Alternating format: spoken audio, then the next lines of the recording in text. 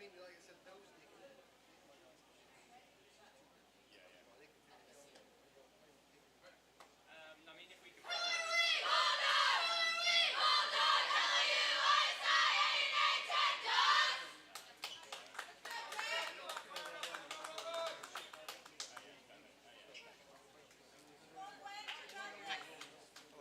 our lineup is Lindsey Ennis.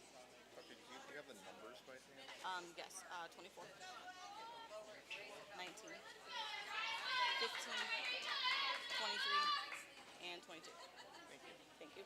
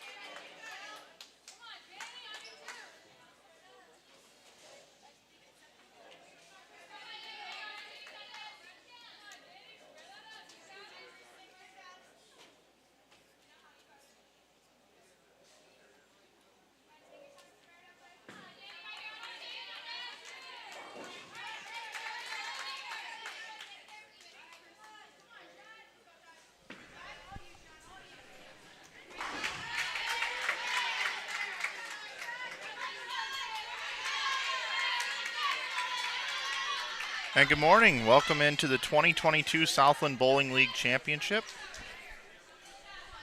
Round number 5. My name is Mike Flanagan from Inside Bowling. Glad you're with us here today.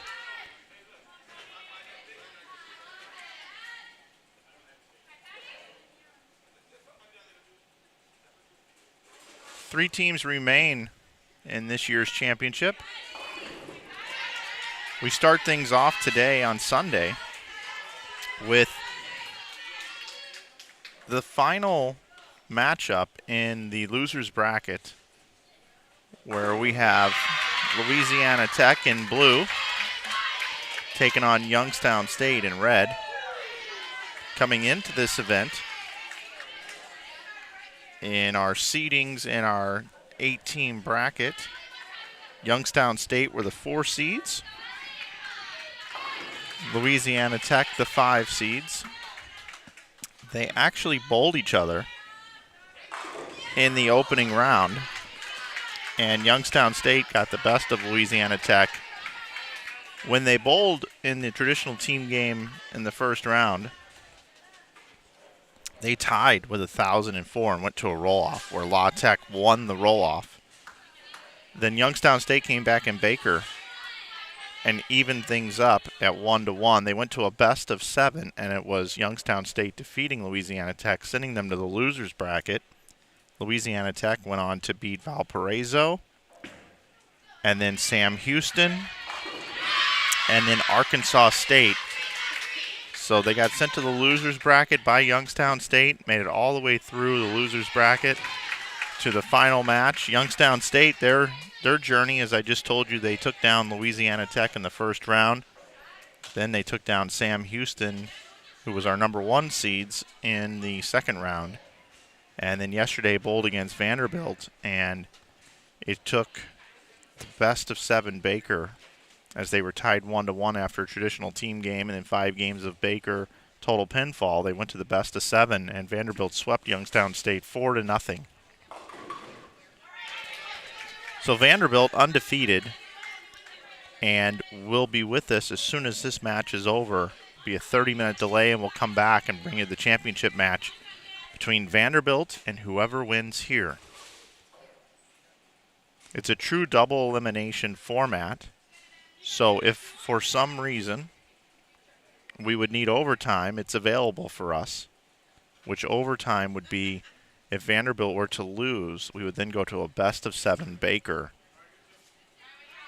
But that's later today. Right now, the action is on lanes 7 and 8 here at Colonial Bowling Lanes here in Harahan, Louisiana, a suburb of New Orleans. Always great coming here. Love being here. The oil pattern has been a big story here. Very high scoring despite being a 2.5-to-1 ratio, very flat. I'll pop that oil pattern up for you real quick on the screen. The data you're looking at here that's important is 43 feet in length, 34 feet at oils. It buffs to 43, 27.65 milliliters of oil on the lane, and again that 2.56-to-1 ratio.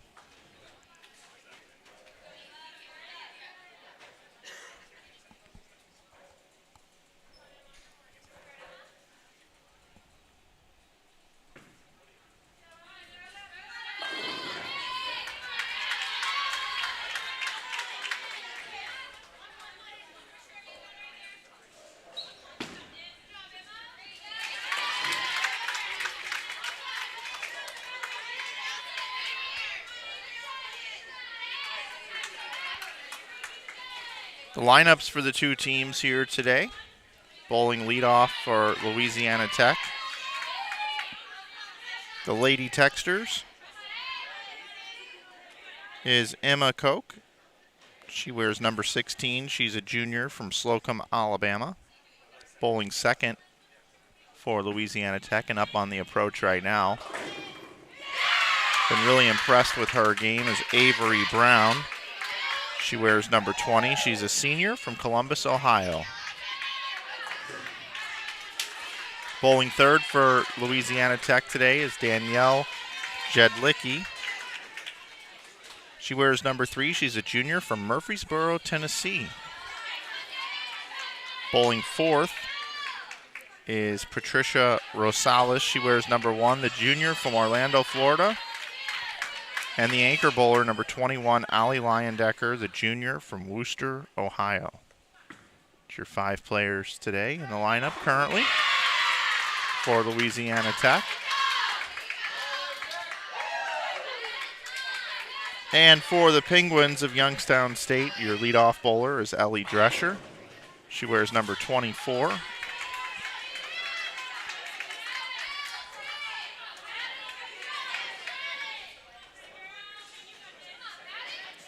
Freshman from Keller, Texas.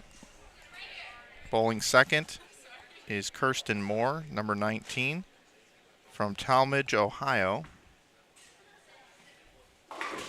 Bowling third, wearing number 15, is Zwad Cote from Farnham, Quebec, Canada. Bowling fourth is number 23, Emma Dockery. She's a redshirt senior from Ravenna, Ohio. And bowling fifth and anchor, Emma Wren, a senior from Arlington Heights, Illinois.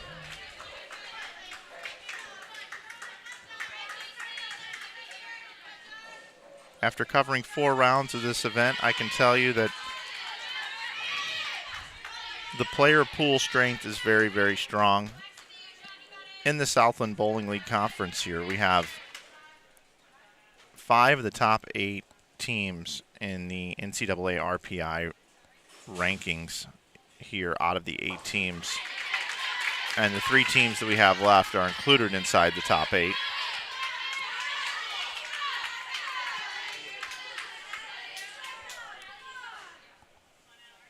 This is one of the highest scoring Southland Bowling League championships that we've ever had from my recollection. I've been streaming the event for about 6 years. Of course, we missed 2 years ago due to COVID, which really affected collegiate bowling there for, the seniors of that year. It was just gut-wrenching to see them not be able to finish out the season. Obviously, safety comes first. But that was tough. And it's nice to see things starting to resume and get back to normal as all of the work done in the medical field to get this under control. Notice we have no face masks. A year ago that was a thing. So it's nice to be getting a little bit back to normal here. And it's great to be back here at the Southland Bowling League. Once again, my name is Mike Flanagan from Inside Bowling. If you want to come get involved in the program, you can join us in our chat room over here on YouTube.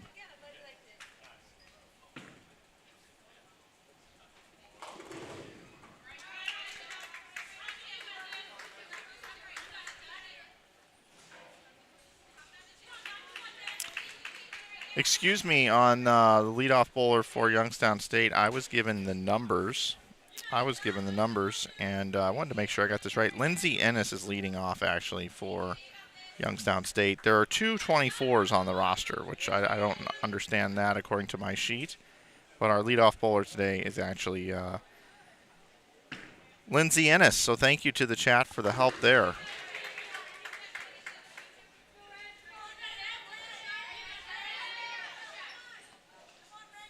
Always a challenge with so many players. So shout out to Megan George for the help.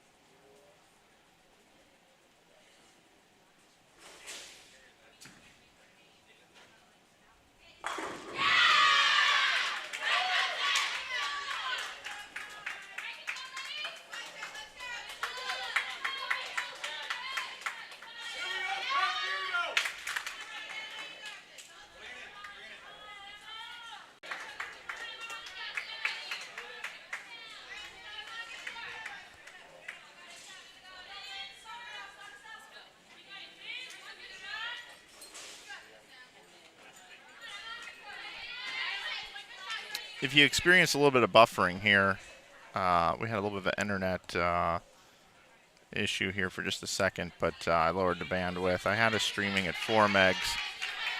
We have 30 up right now, and I wanted 4 of them for this stream to make it as clear as possible for you. I know a lot of you like to hook this up to your flat screen TVs at home, and the better the quality, the best I can do. So with only 1 stream coming out here this morning and a much less full building, I attempted to stream at 4 megs, and I guess it couldn't handle it, so we're back down to 2. But we shouldn't experience any issues moving forward. So if you were experiencing a little bit of issues with the buffering, I should have that corrected now.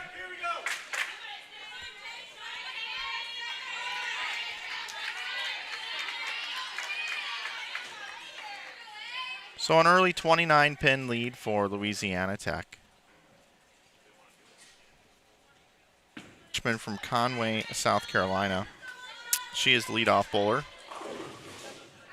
in case our stream was buffering when I made that correction. Ellie Drescher also wears 24 according to my sheet.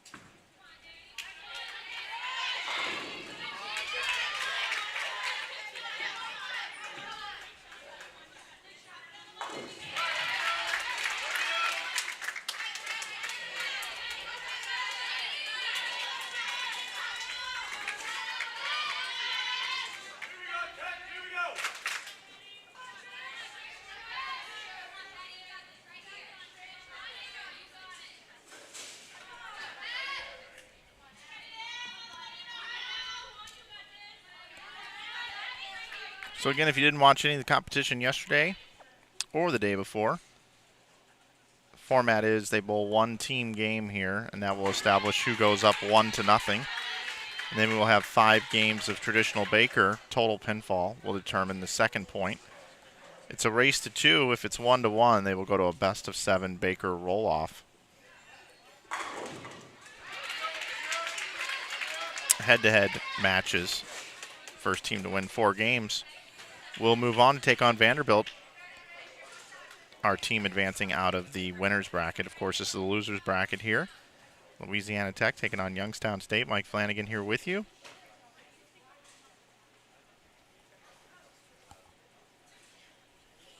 So we have this round for you. Then we will stop the stream. We will come back with the championship round 30 minutes after this round concludes.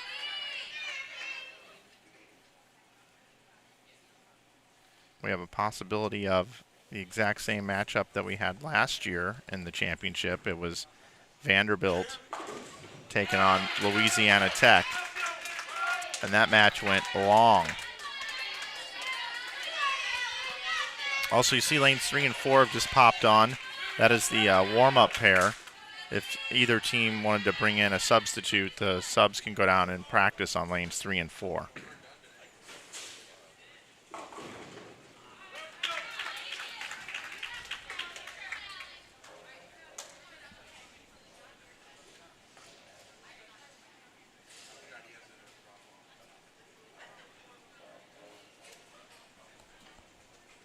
A nice frame from Youngstown State. Have an opportunity at 4 doubles coming up here in the 4th frame.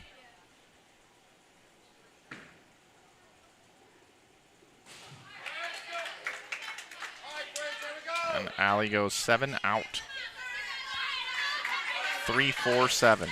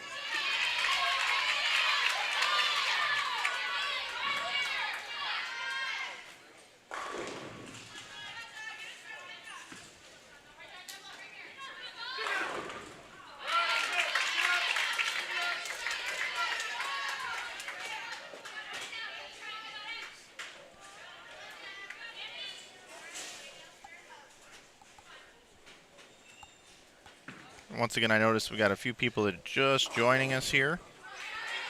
This is the losers bracket. Loser will go home. The winner will go on to take on Vanderbilt, who is undefeated in our winners bracket. That will be the next match today.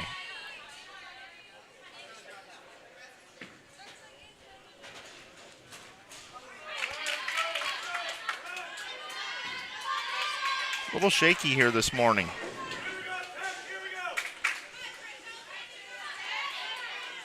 See a lot of open frames up there, a lot of missed makeables. Single pin misses, multi-pin conversions as well. This is not what we've seen the first 2 days of this event. These young student athletes have really impressed me with their game, their spare shooting.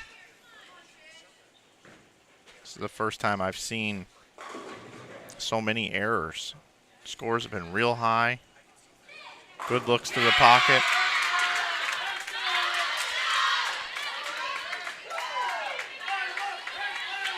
Patricia Rosales been real steady, bowling fourth for Louisiana Tech. Nice shot there. Try to get her team going.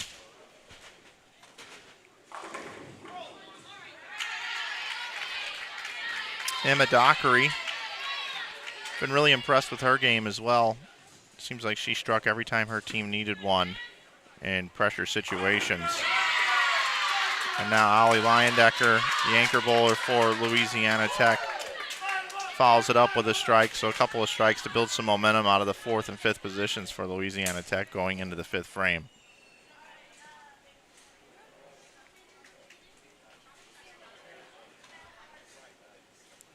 Emma and Emma, fourth and fifth for Youngstown State. Emma Wren also becoming up very clutch for her team so far in this event.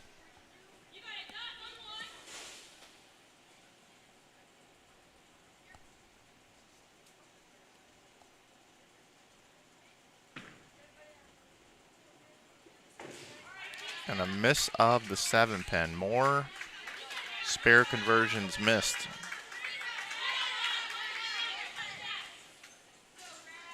Very slow start. Very, very slow start here for these teams. Uncharacteristic of what we've seen through 2 days. All of our prior streams are archived right here on Inside Bowling. If you haven't subscribed to our channel, we certainly would appreciate it. We put out instructional videos every week as well to teach you how to bowl better.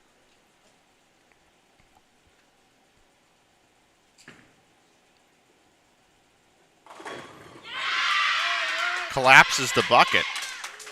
Just a little momentum there.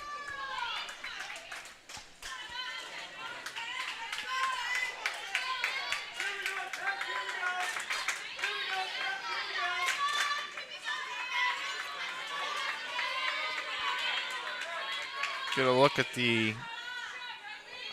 how the players stack up here.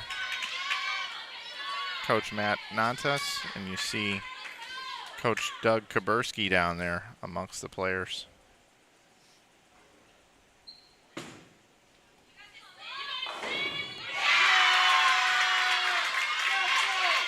I would say the back half of this game is going to be finished very strong by both teams.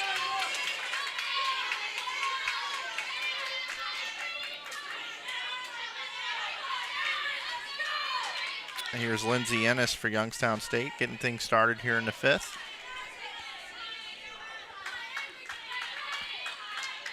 Emma Koch with the double up top for La Tech. Avery Brown will be next.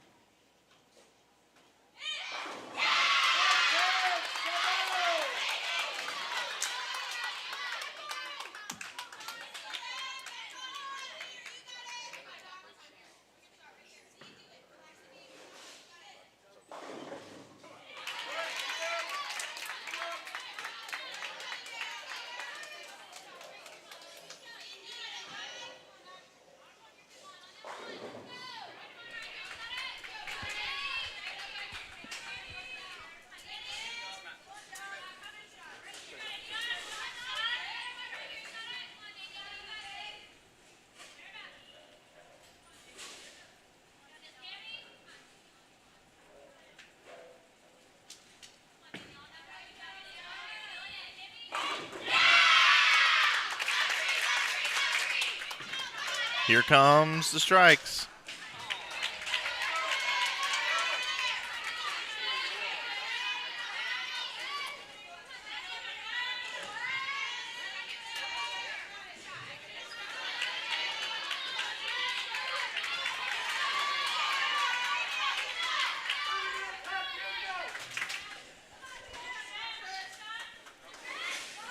I had a question here in the chat. I want to answer it for you. Who's from Wooster, Ohio, the question is, and that's Allie Leyendecker, the anchor bowler for La Tech. Patricia Rosales comes in a little high, a little left to target on that one.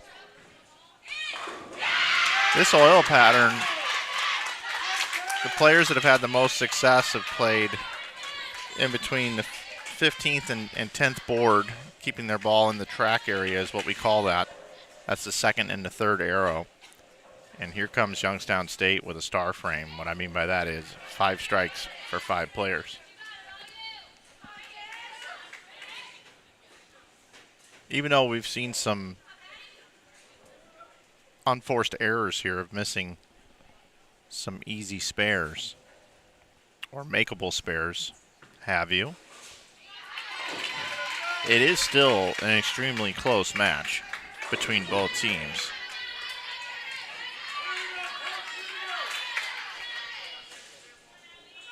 Allie's going to look for a double here in the 10th frame. Excuse me, in the 5th frame.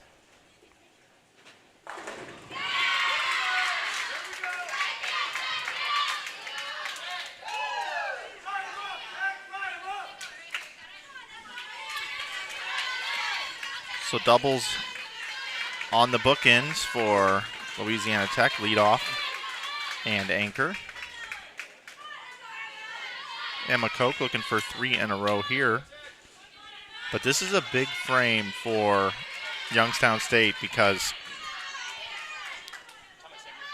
in the game of bowling, when it comes to the strikes, the more you can compound strikes together, pick up those 30 pins per frame, the better.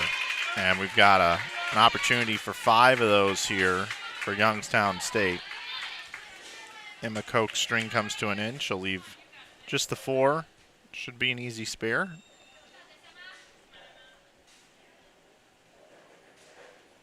So here's Lindsey Ennis.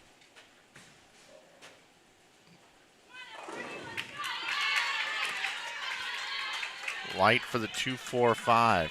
We've seen some light hits over on that lane, lane 7 so far.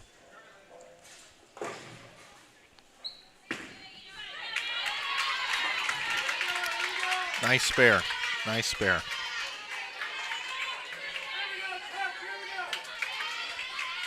Avery Brown up next.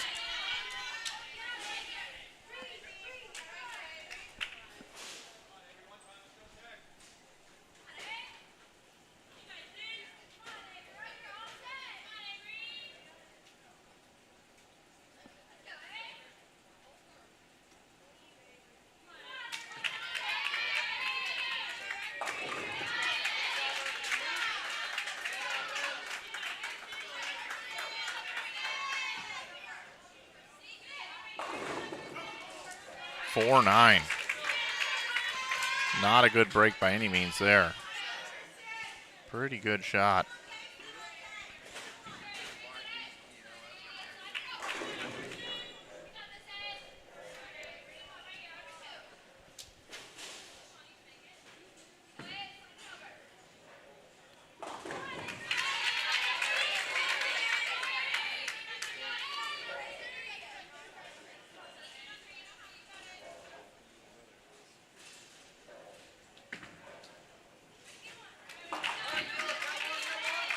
Emma's last name is pronounced Cook. Thank you.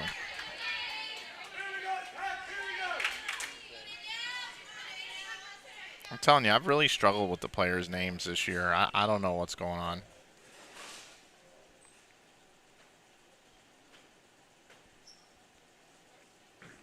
I've said it a couple of times. I really wish someone, I don't know if I'm the right guy, could be, but somebody should be out covering college bowling for the entire season that knows all of the rosters and all of the players like it's just second nature.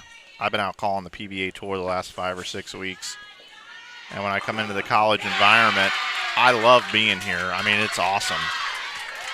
But the prep work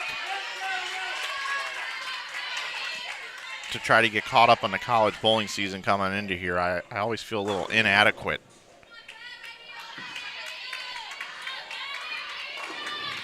I almost need to be out calling college bowling all season long. And like, this is my full-time gig, you know?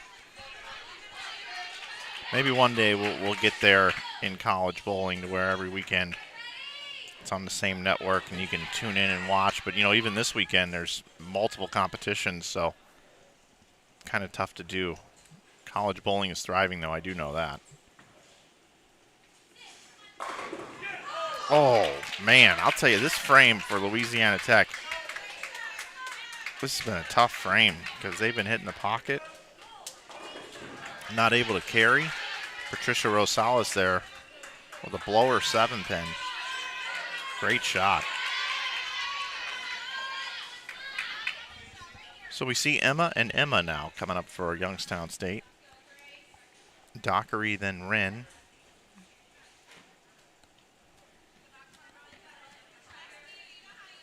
Doubles are huge right now.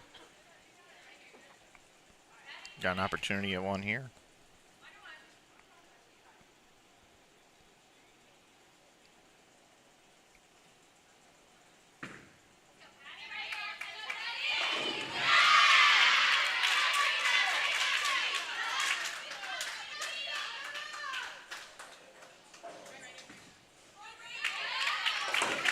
Yesterday we had several close matches. I see a comment in the chat. Wasn't it down to just a few pins a couple of times? Yes, it was.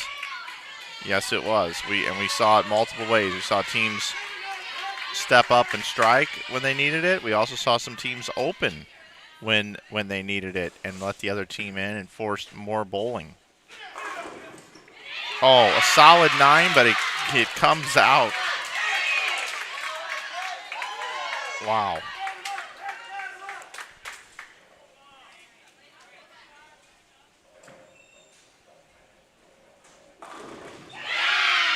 What a shot.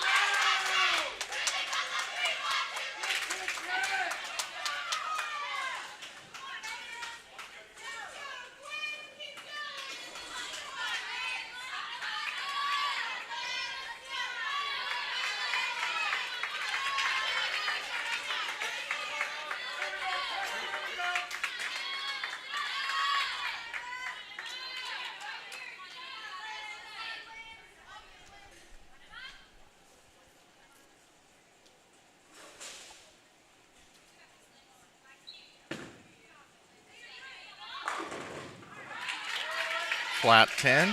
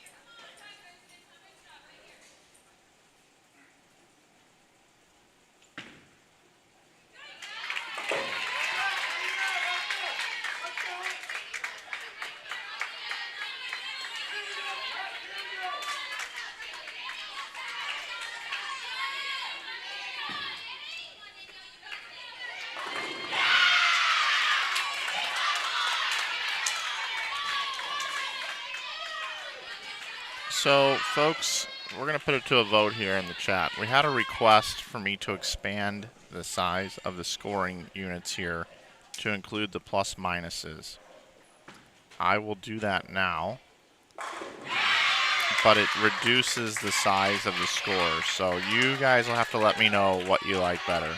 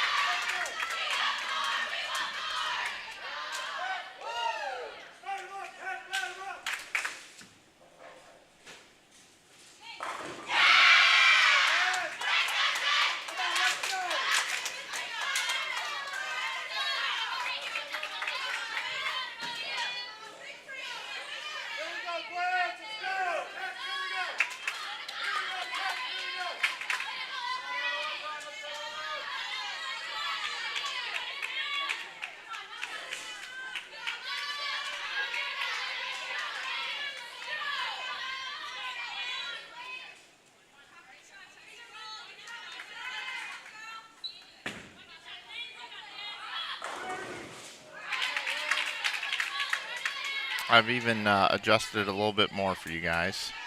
So make it a little bit bigger.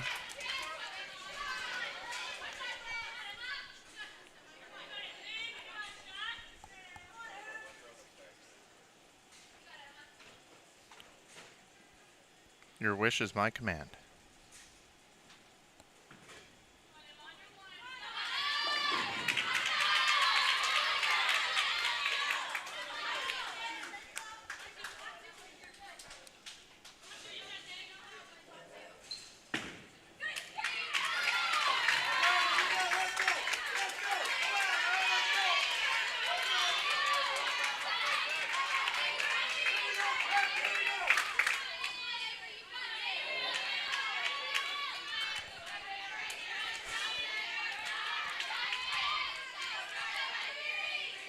As you can see, it's just a 4-pin match.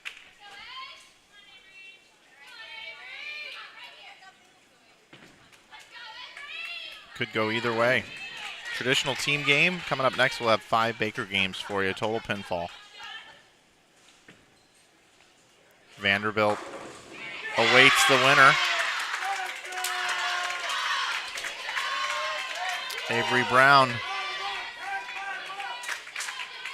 with a strike in the 8th. Coming down to it here. Danielle Jedlicki looking for a triple. Kirsten Moore looking for a double here for Youngstown State.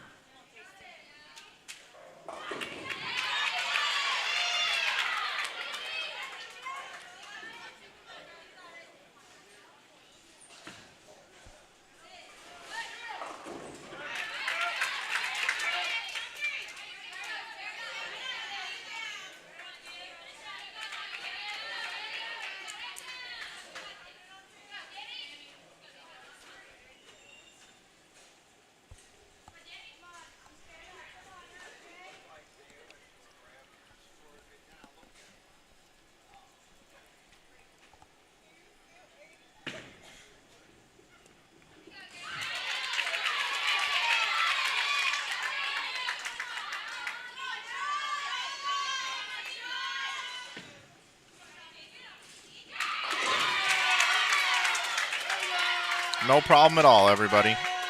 Just trying to help you guys out.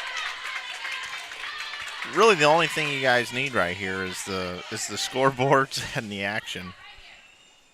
I'm just a narrator here. It's the competition that matters, and it's heating up here right now. Wow.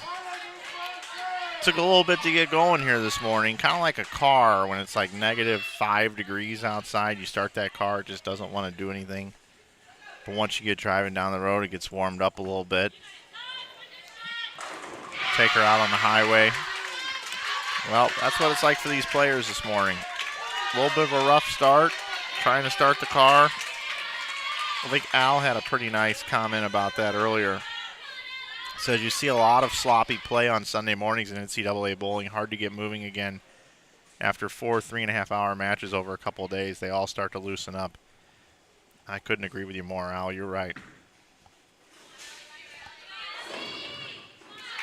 That left lane also, I think Al was pointing out, that left lane is a little tricky.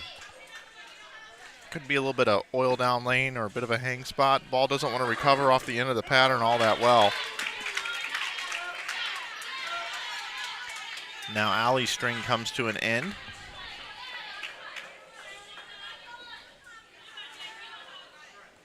Looking at the individual max scores for Youngstown State, we got 179, 172, 239, 215, 258.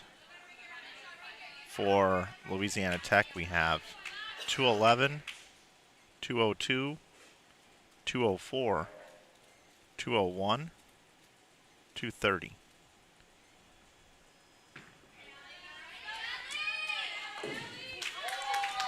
Ooh, Emma picks the 7-pin. She missed one earlier.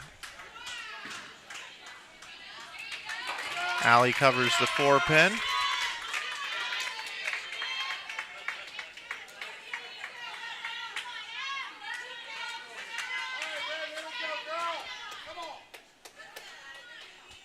Strike here would give Youngstown State a 15-pin lead, at least up on the scoreboard.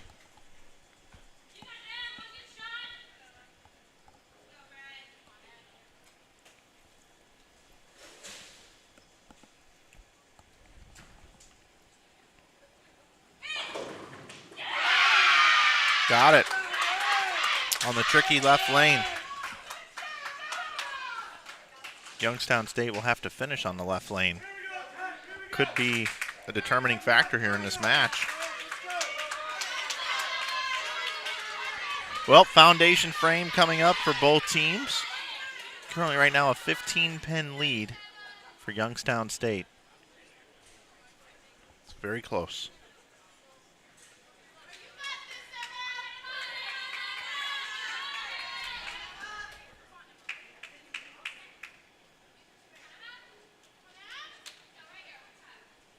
Mr. Stylish wants to know how many 300 I've bowled.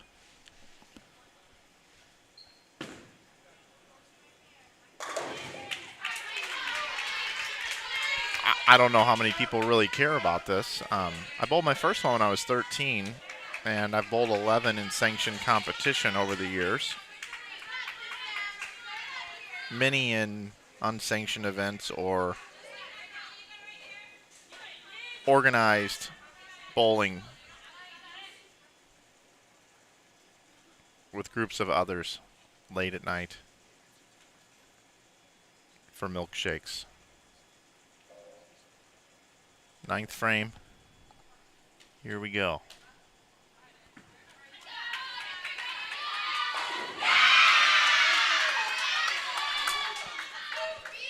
Beautiful shot by Lindsey Ennis on the right lane.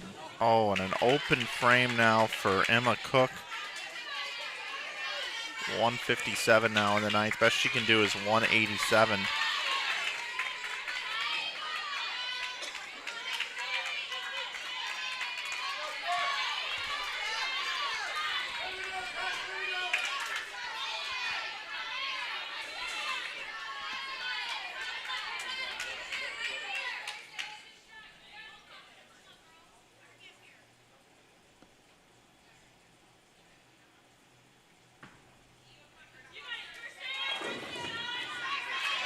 Light for the 2-pin for Avery. And here's Kirsten. Comes in high.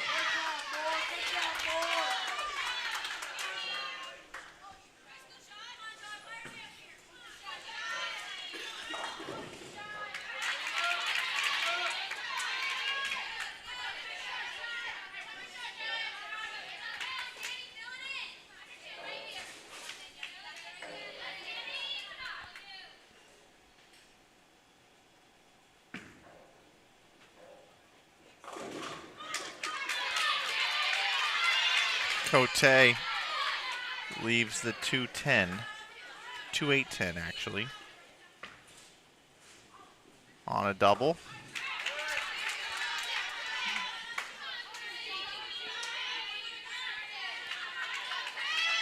So only one strike so far between both teams in the 9th frame.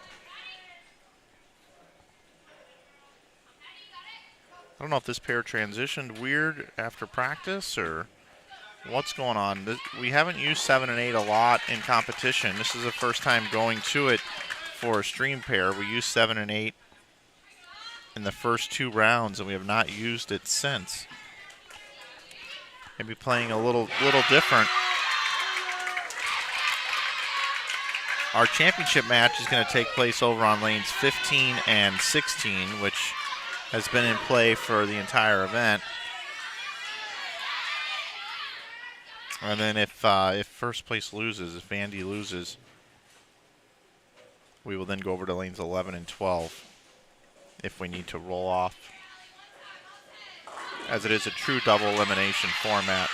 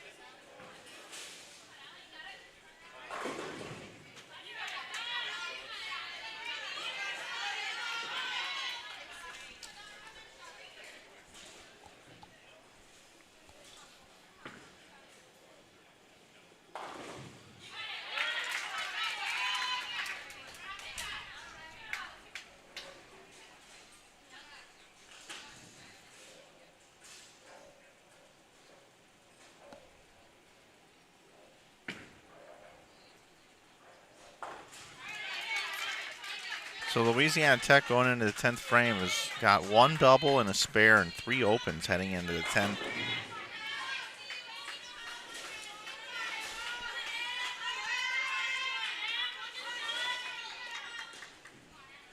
Can add 190 pins total to the 763. So the best they can bowl is 953, which is very low compared to what we've seen the last couple days. For instance, against Arkansas State, Louisiana Tech bowled 1141 yesterday.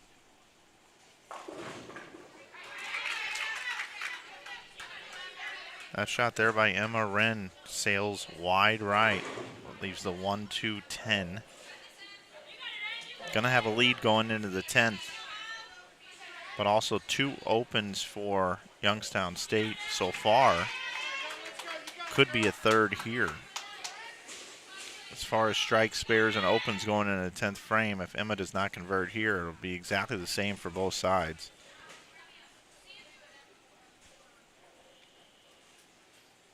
The scoreboard number will be 100% accurate with the plus minus. Only gets one, so the reason why I mentioned that about the scores is when you have doubles going into the 10th as opposed to different teams, it can really impact the total outcome. So I really don't like to pay attention to the plus minus down below. But because there are 3 opens for each team, there is a double up for Louisiana Tech. So there is an additional 10 pins available if both teams were to strike out. So the deficit right now is 15, but with that additional 10 that you get with the double from the 4th player there, it's actually 5-pin match going into the 10th frame. So this is going to be one here in the 10th frame. Let's see how many players can double on each side here. Youngstown State, in my opinion, a little bit of a disadvantage here being on the left lane to finish. I do believe that is the tougher of the 2 lanes. All starts here with Lindsey Ennis, leadoff bowler for Youngstown State. This is a big shot right here. Looks a little left of target. Leaves the 6. And remember, that was on a strike.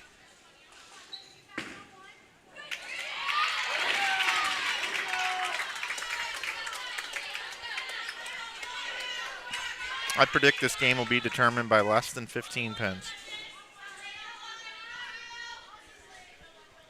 Could go either way.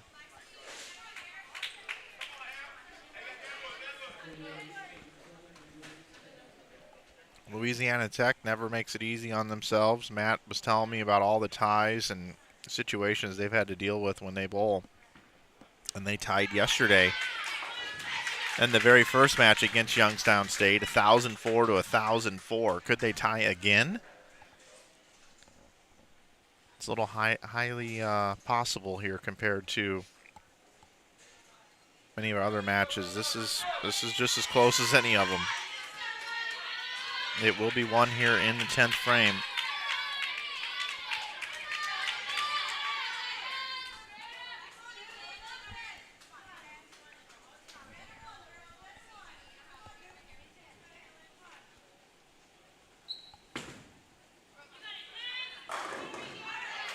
Emma Cook crosses over for a 5.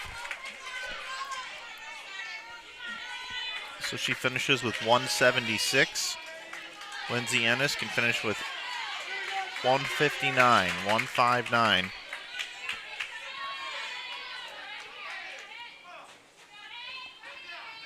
Strike here would extend the lead to 26 pins.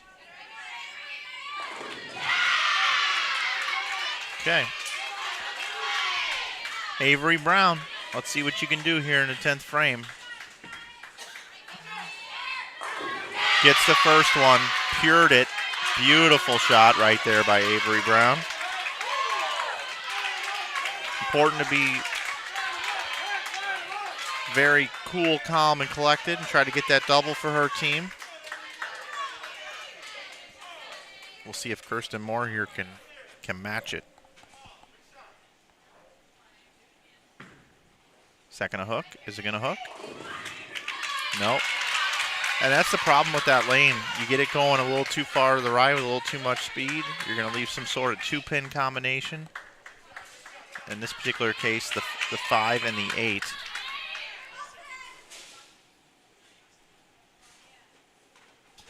Avery Brown has a really big opportunity here to get a double for her team. And does on the right lane. That's worth celebrating. Avery Brown coming up huge in the number 2 position for Louisiana Tech. 182 now the max.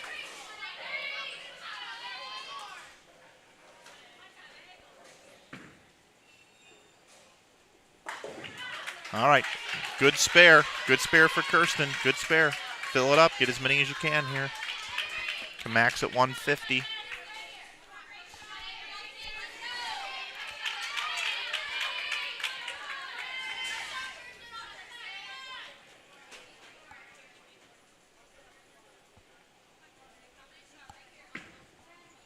Whoa, way left. Tug that one. Good place for it, though. Gets 8. That was a huge double for her team. 180 the final score.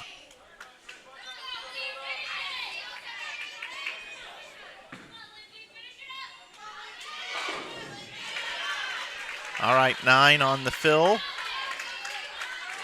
So now, this is why I don't really love the scoreboards. It says there's a 15-pin lead currently for Youngstown State, but Youngstown State has 3 opens going into the 10th, so they can add 90, which would take them to 9-10.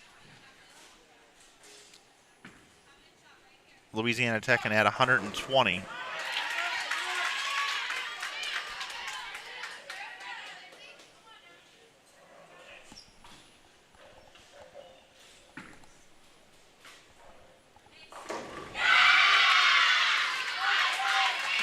Lindsey Manning got inserted into the lineup here for Louisiana Tech.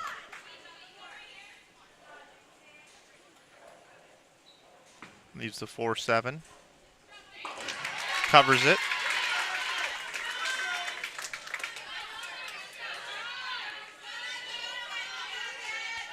Cote does get the first strike in the 10th. Big opportunity here for the double. This will be a big one here. Looks pretty good to me.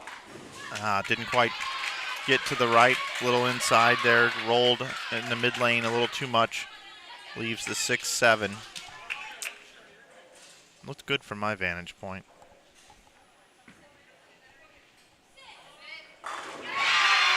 Manning with a strike. 171 for that position.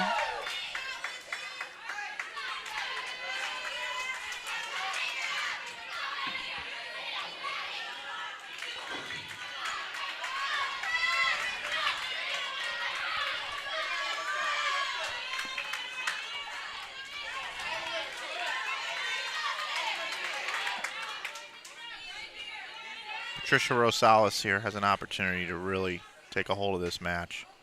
A strike here would add 30. Monster shot. Kind of a weird hit with the 6 going down late. But as you can see right there, they take the lead now. 2 more strikes, you can add 30 more to their score. She's doing her job in the 4th position, making Allie's job a little bit easier. But Emma Dockery, every time her team needs a shot into the strike pocket with the match on the line, she's been clutch the last 2 days. Been a little shaky here today. She did miss a 7-pin earlier.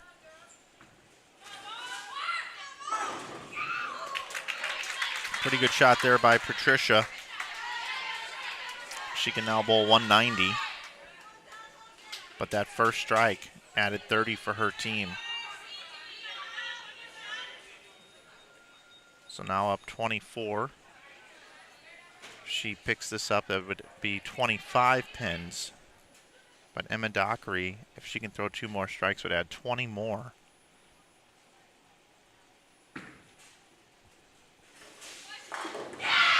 Very clutch. She's been awesome.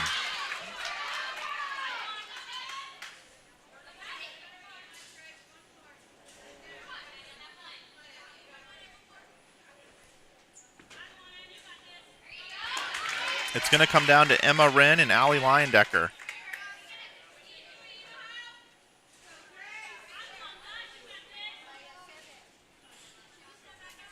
Currently right now, 15-pin match.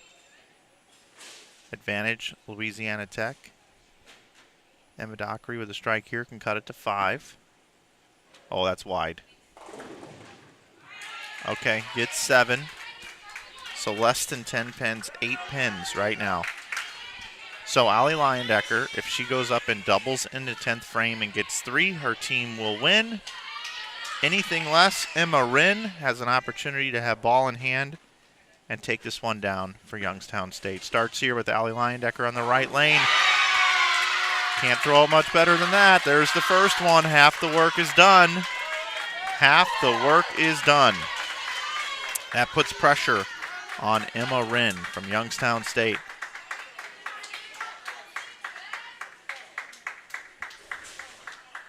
Must have a strike on this ball to keep her team alive.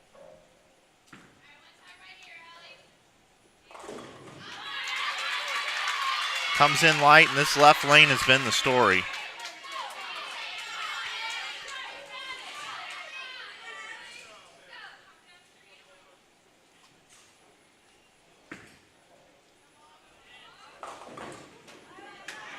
Allie comes in high for the 6-7-10.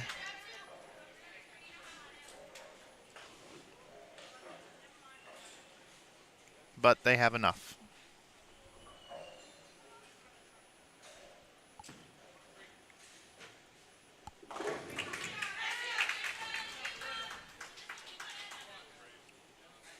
.901, the best Youngstown State can do. Louisiana Tech already at .906, so Louisiana Tech's going to take this one 1-0. And we will head into the Baker competition here in just a moment.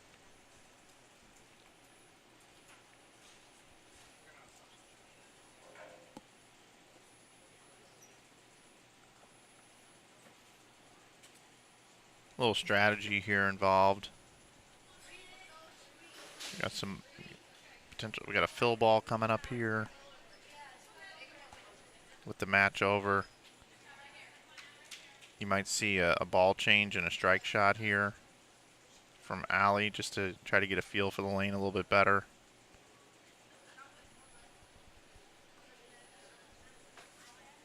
Got a little conversation happening here with Allie and Matt, her head coach.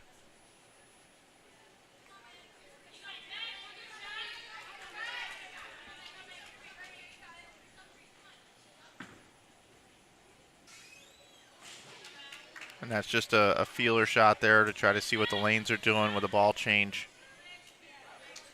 9:06 the final for La Tech.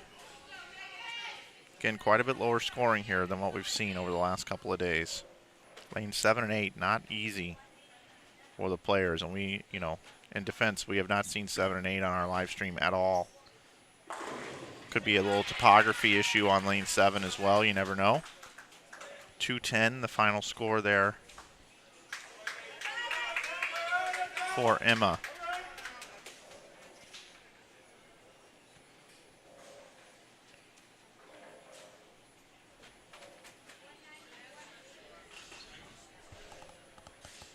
.900 to 906, the final score, as we get ready to head into the Baker competition.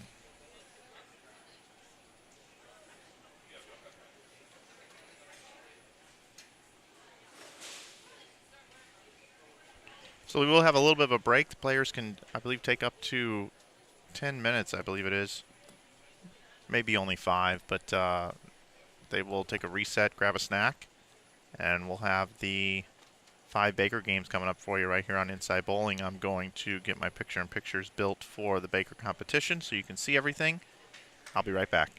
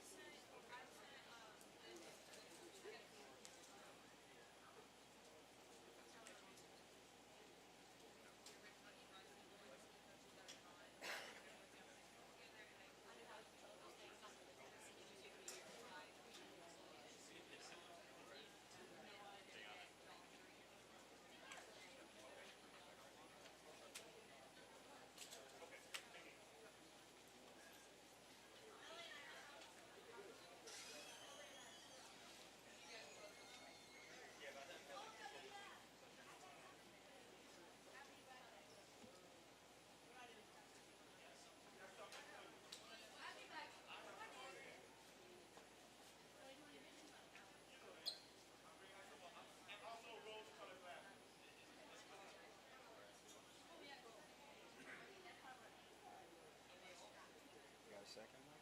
Yeah. Just want to thank you again for everything. I've Oh, got yeah. phone calls on how wonderful it is. Oh, yeah. Last year, we were driving to Kentucky, right? We left about 12 o'clock. We listened to the whole thing, and we streamed some of it all the way up. It was phenomenal. Yeah, man. So it's great. Yeah, we love doing that. So everybody's called in. All my bowlers, you know, Yeah. they're watching. Yeah. Yeah, no, it's They're cool. they're loving it. They say the comments are great. Everything. Yeah, the key is just making sure that I have everything built out nice. Everybody can read everything, you know. So, and Rick does a great job with Yeah, putting the headers yeah, up. yeah, yeah. So it's nice. It's keeping everybody abreast of what's Yeah. going on. Yeah, it's it's been nice. great coming in here. I've enjoyed it Good. very much. So keep it up. Doing great. Thanks, brother. Appreciate you. Yep. Appreciate all you guys do. That's what we're here for. Yep. We all do our jobs and it turns out good, right? Yes, indeed. Great experience.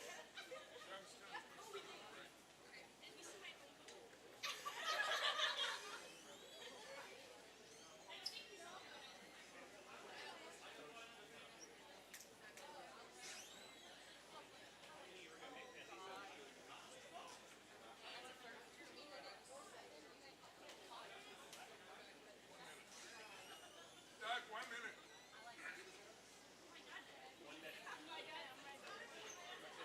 Doug, 1 minute.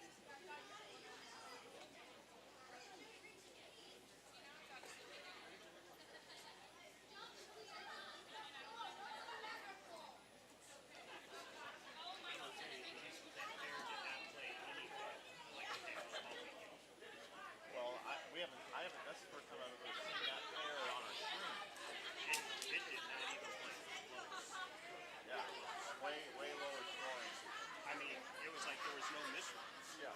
And then there were a lot of mismakeables in the first half of the match. Yeah. Terrible. Yep. Terrible.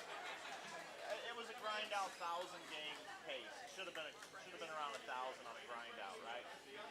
100 pins less than that both sides. Well, we're going to see if we can do something we normally don't do. Yeah. Every match we have bowled last year and this year has gone.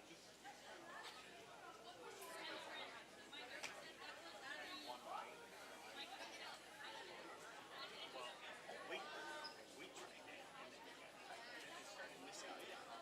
And it's like, so I just say, you know what, just freaking move left and try to keep it tight. I said, I do start.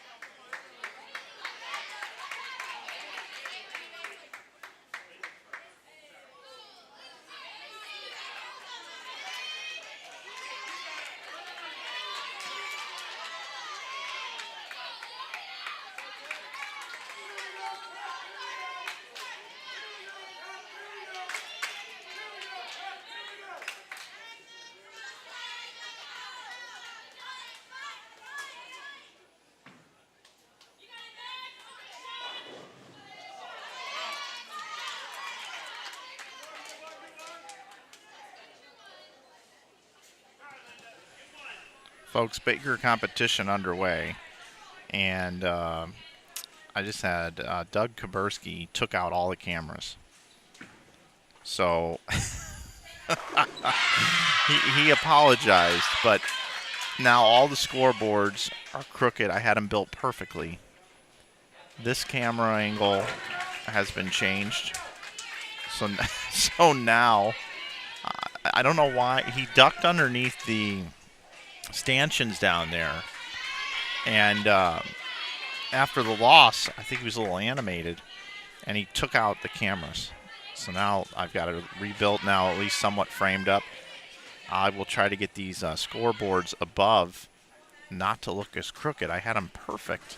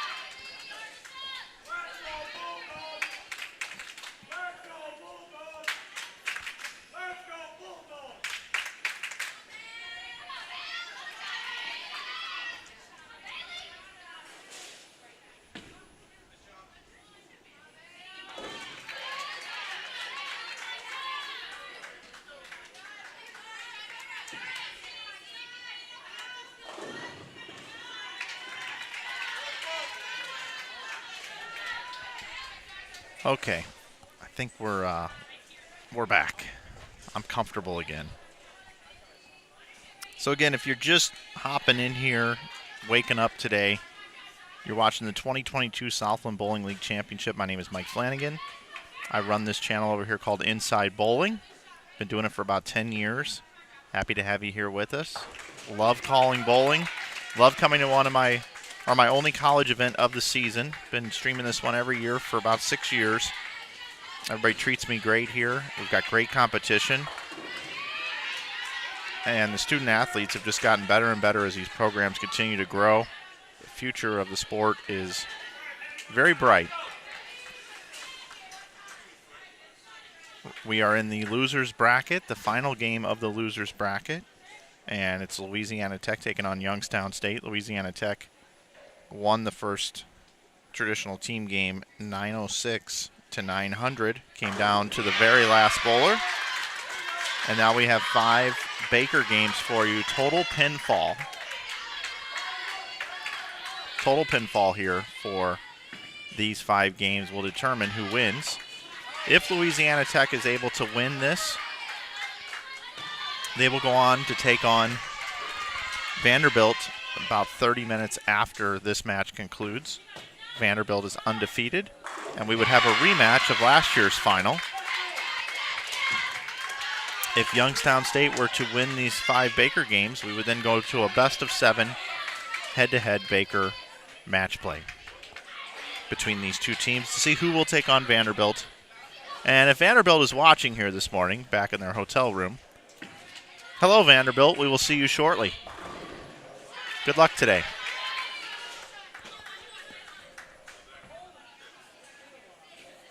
I did talk to Matt a little bit between the two matches here.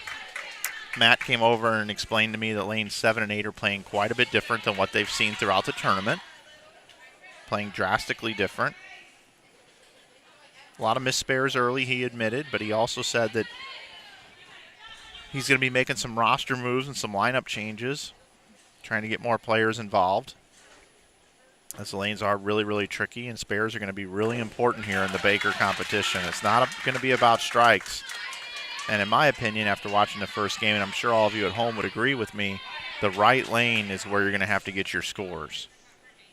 And that's where seeding comes into play, because one team will get to bowl 3 games on the right lane, and one team will get to bowl only 2 games on the right lane.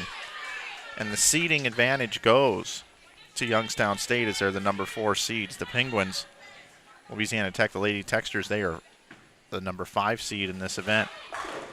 Again, both teams are ranked inside the top 8 in the NCAA RPI rankings out of all of the colleges, not just this conference, but all conferences, all NCAA women's collegiate bowling teams. That goes to tell you the strength of this conference.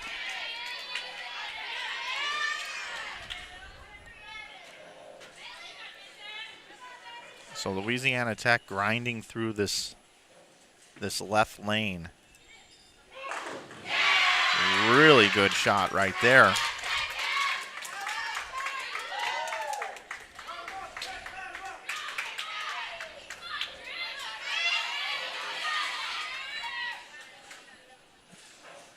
This is a monster game on the left lane.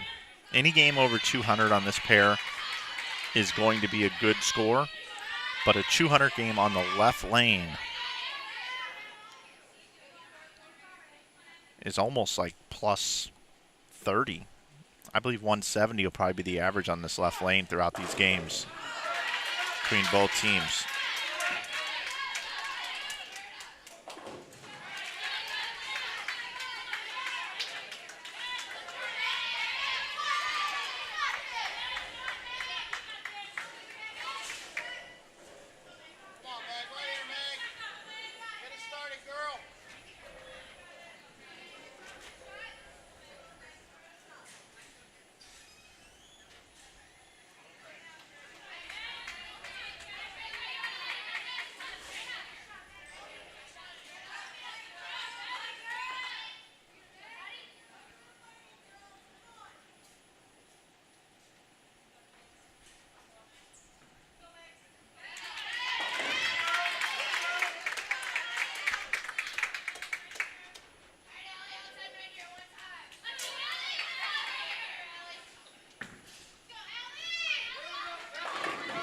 Ooh, solid 9, almost a 7-9 for Youngstown State. Looks like Allie has moved in on the lane, kind of slow hooking it. Gets away with one there. Nice break. It's a nice game for La Tech overall here, with open and still to bowl in the 190s, maybe even 2-0. Youngstown State really struggling here. Got to make your spares. 2 mismakeables already in this game.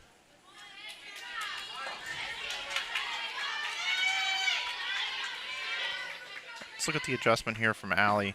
A little more left to right. That looks better. Almost an identical hit, though. She's going to have to make a little adjustment there, because she's very good at repeating shots, and she almost mirrored the very first shot. Almost got the same hit. Still bowl 195. It's a good start.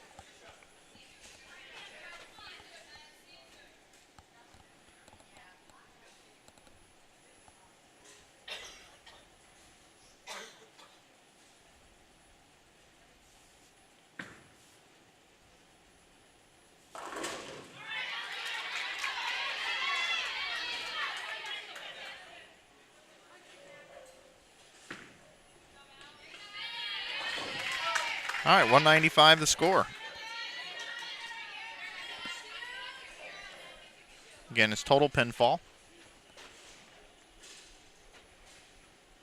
5 games total.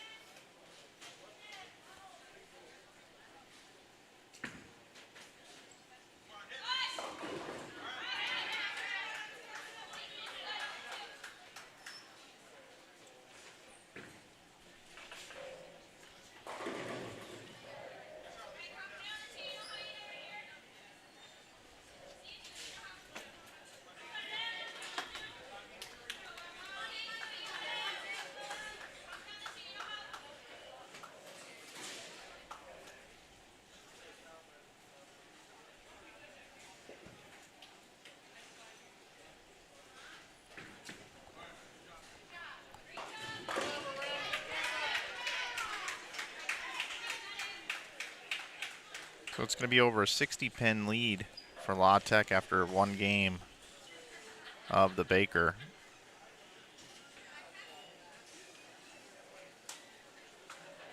A little shocking to see 130 bowled here on the right lane by Youngstown State.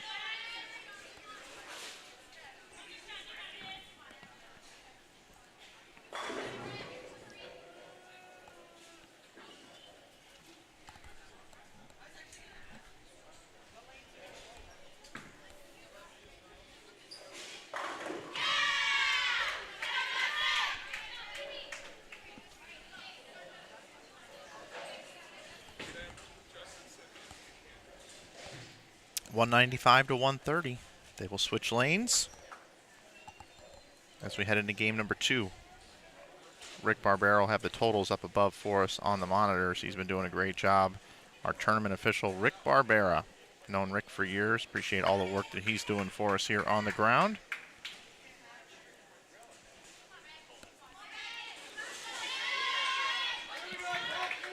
$65-pin lead, but that doesn't mean much. We've seen big numbers made up. The key to Youngstown State here is to find their spare game on the left lane. 180 to 190 on this left lane would be a good target score. There we go. Beautiful.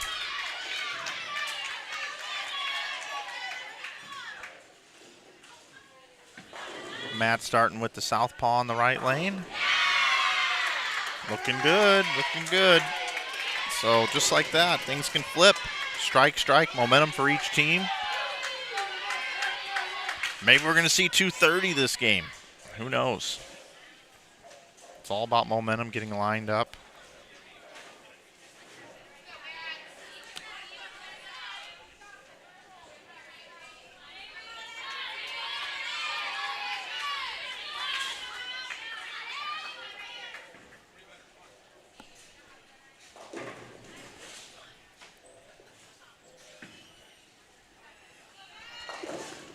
Oh, trip 2-pin.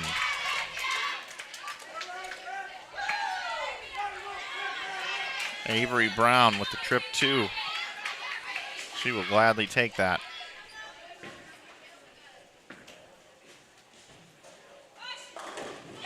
Wow. From the deep inside angle. Way left, playing fallback. Here we go. This is what these teams are capable of. 1, 2, 4, 8.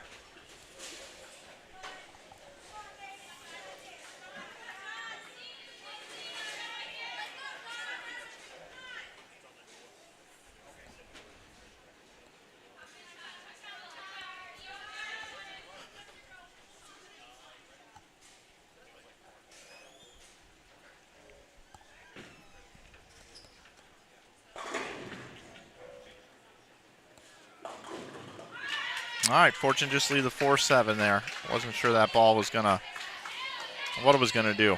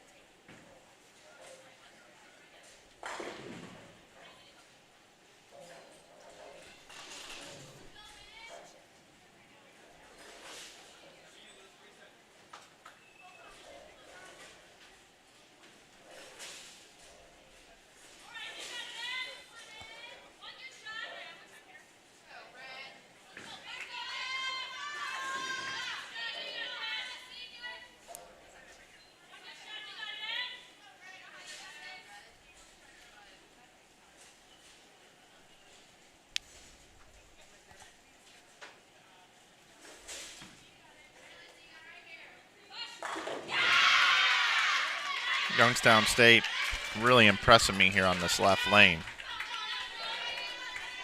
Double spare double.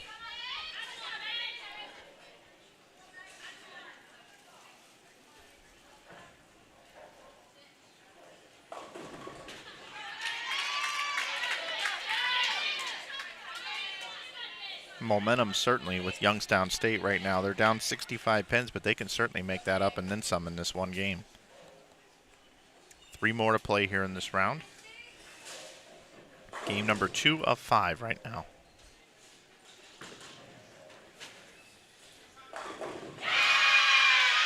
Call that the can opener.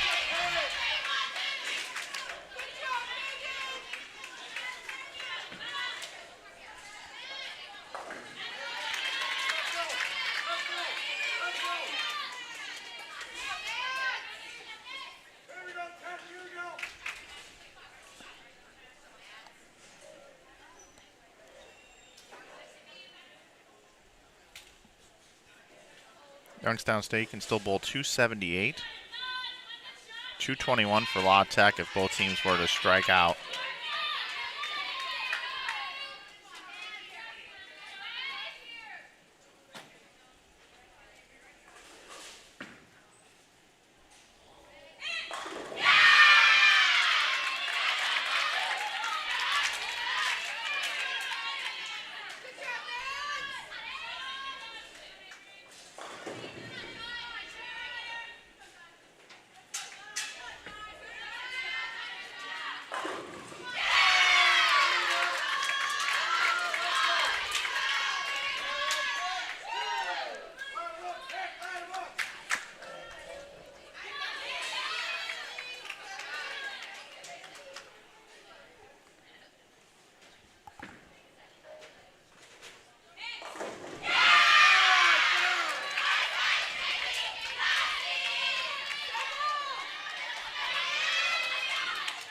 I'm stunned but not surprised at this Game 2 bounce back from Youngstown State.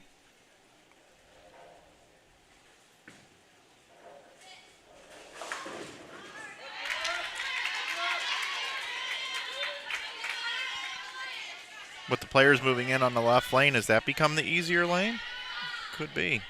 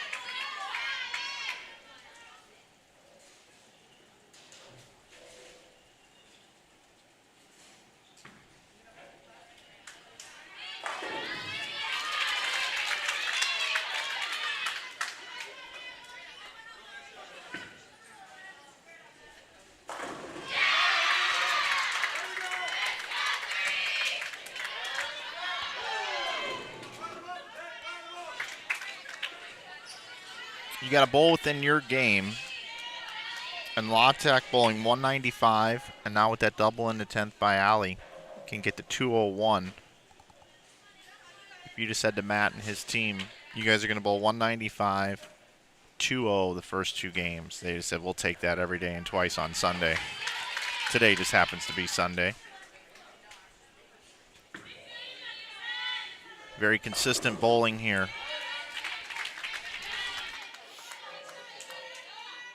198 the total for La Tech. Youngstown State can still bowl 234 and cut this deficit by more than half.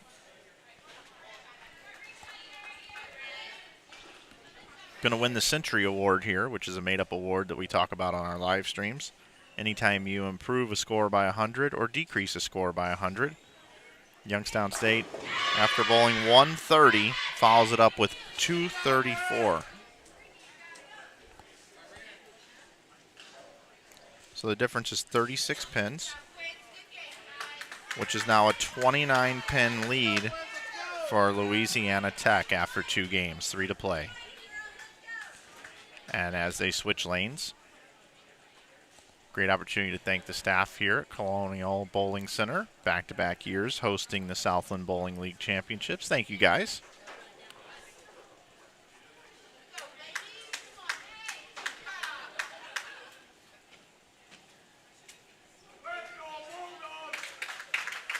I want to thank Thomas Samuel, the Executive Director of the Southland Bowling Conference, for being here and taking care of all the logistics and making sure we've got a great event here. Wonderful trophies.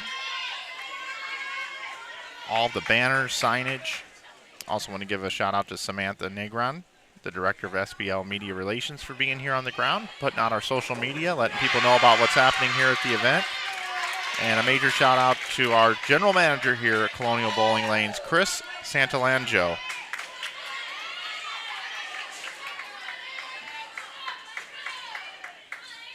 Chris Santangelo, the General Manager here at Colonial Bowling Lanes. Our head tournament official is Rick Barbera.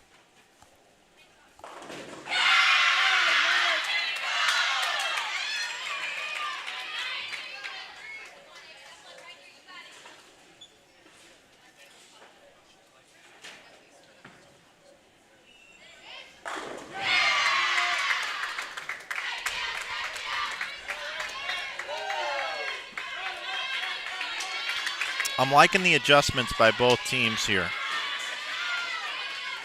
to try to conquer this lane 7 and 8.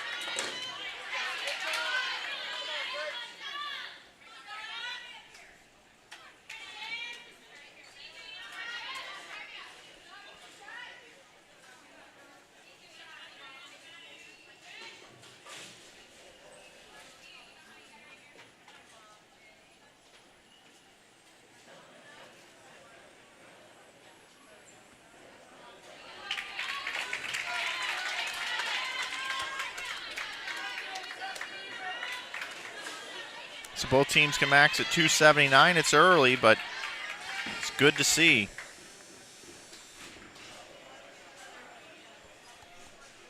Vanderbilt in the house. They are practicing now on lanes 17 through 20. How about that 9-pin? Has no chance at all after that shot. Okay, now it's rain and strikes. Hallelujah, it's rain and strikes. This is awesome. All right, welcome back, guys. After a sluggish start, both teams starting to find their groove.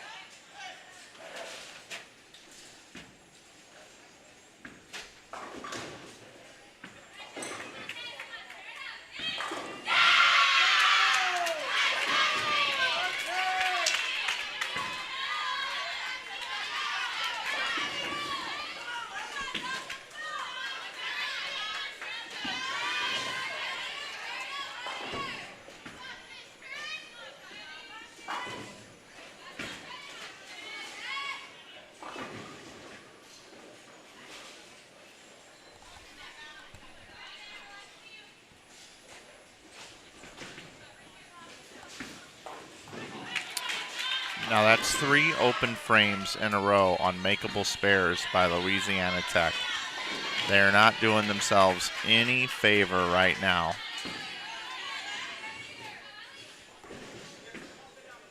Comes down to Emma and Emma here for Youngstown State. Opportunity for a double here in the 9th. Oh, she threw it awesome. Leaves the 7-pin.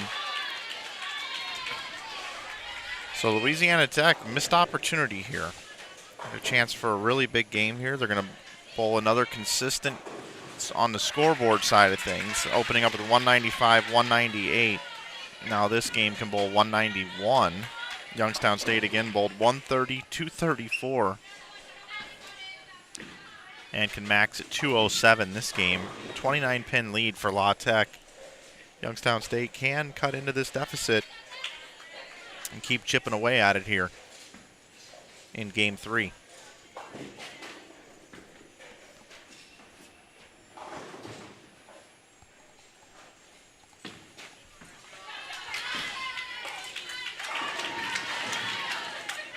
And that's a happy spare. Kind of like Bob Ross. Happy little tree. Happy little tree over here. Look at this mountain over here. Let's put a bird. Let's put a little birdie up in this tree. Well, let's see if we can get a turkey here in the 10th frame that we can draw on this painting. You know who's going to have the opportunity to do that? That's Emma Wren. 207 the max. Could pick up 16 pins. Would cut the deficit to 13. 10th frame first ball for Emma. Got a hook. Leaves the 2-pin. So can pick up 4 pins now with a max of 195. Allie looks like she might be changing balls again. Leaves the 2-pin. So 190 the score for La Tech. 195, 198, 190. So 3 games in the 190s. Very consistent, although those 3 open frames, that game should have been a lot more than that. Missed opportunity for La Tech, and Matt's talking with the team right now. 2-8, I had the sleeper back there. 195 now the max. Can pick up 5, can cut it to 24.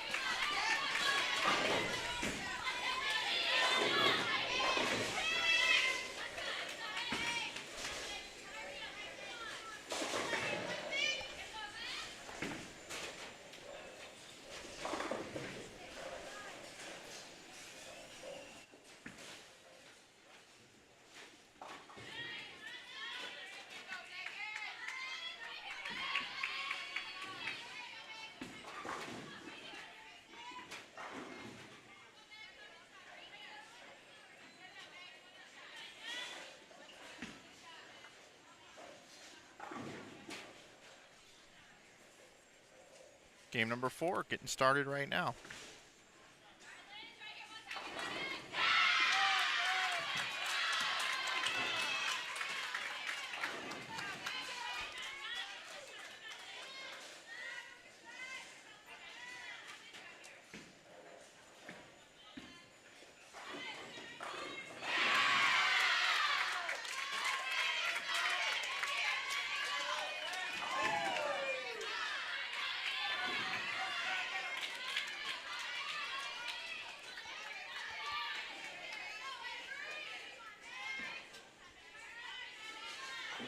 Last game was 193 to 190.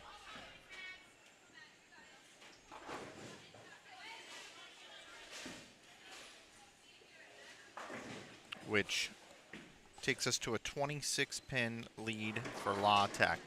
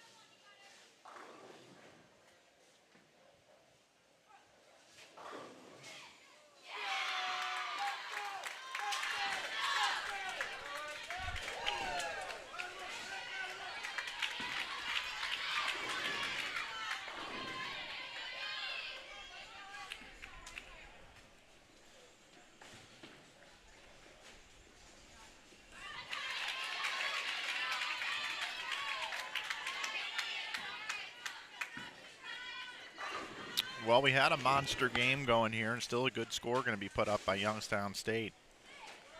But that single pin miss, never good, never good. So Emma here to finish it out. Can still get to 246. La Tech can still bowl 232. These players finding their way to the strike pocket now. 7 and 8's been tricky, as we've been talking about, but been figuring it out, making the right adjustments.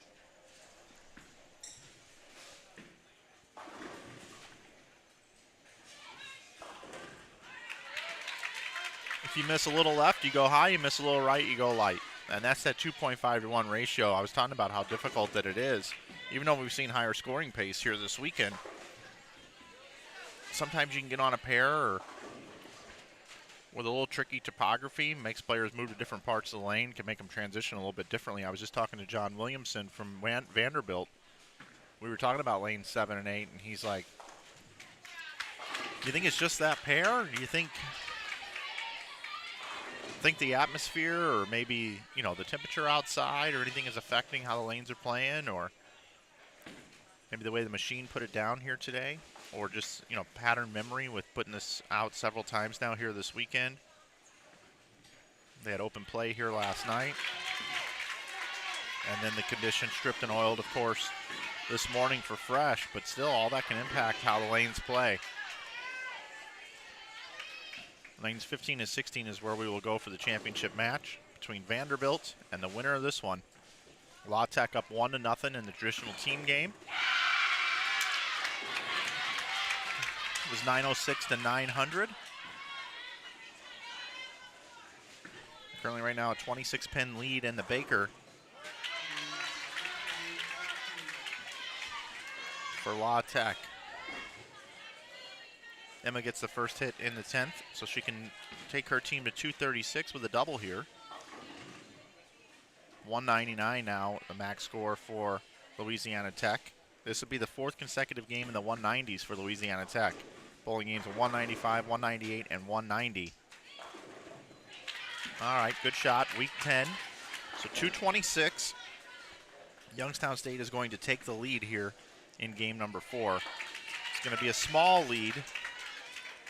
That's basically going to come down to the final game here to see if it's going to force a best-of-7 Baker competition or if things will be wrapped up 2-0 for Louisiana Tech. But if Youngstown State has anything to say about it, we're going to the 7 Baker games. Those would be head-to-head matches, not total pinfall.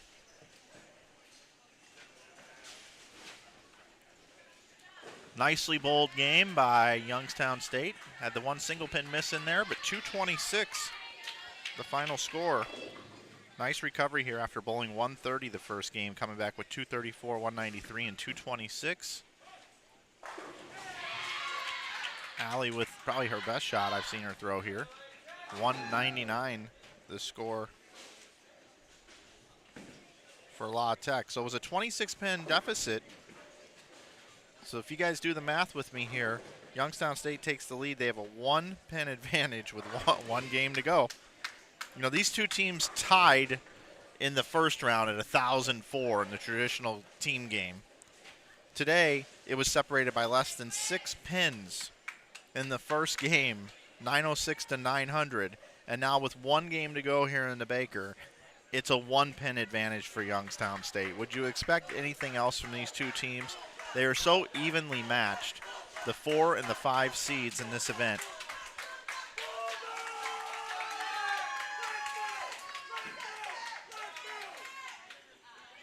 Fans are getting into it here.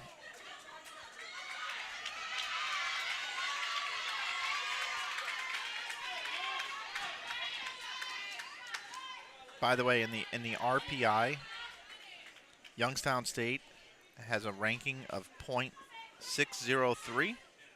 Louisiana Tech, .602.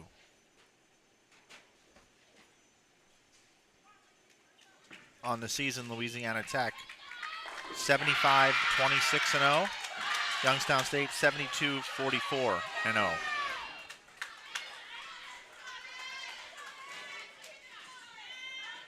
This is about as even of a matchup as you can get.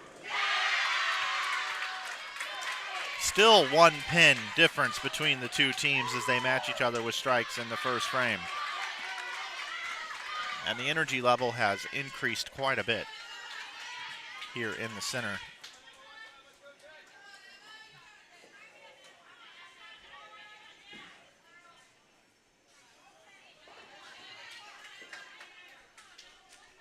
See Coach Matt from Louisiana Tech, Coach Doug from Youngstown State.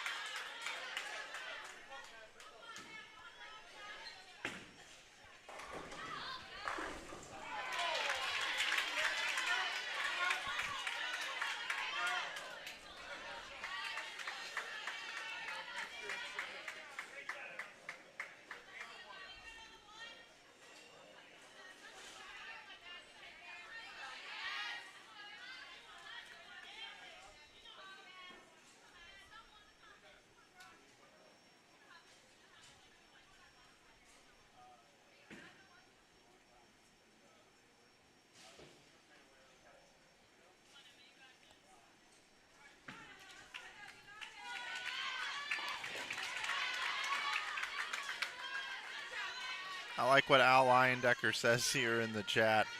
Why does it always end up like this? It's got to be tough to be a parent of a team that is always so close and down to the wire every single time. I think it's Matt's fault. That single pin miss, not good in the second frame. So currently right now, Youngstown State, they have the 1 pin lead coming in, but now they have the lead here. Applying some pressure here in the third. Strike, spare, strike. Strike open for La Tech. All right, nice shot right there. Great shot.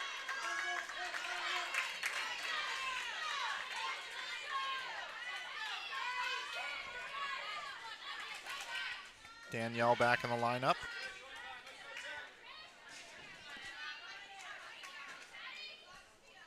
I've been raving about Emma Dockery, about every time her team needs a shot, she makes it, especially down the stretch. Can she do it here? Yep, sure does. Emma, if you're ever looking for a doubles partner in a mixed doubles event, I'll bowl with you.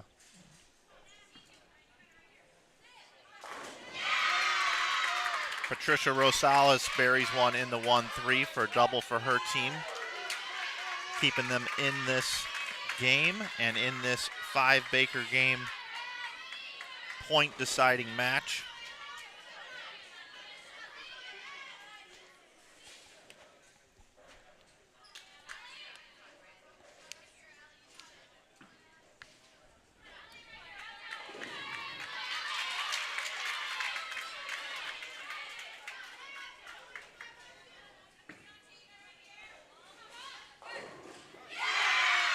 You know, Allie's one of the best individual bowlers in all of college bowling.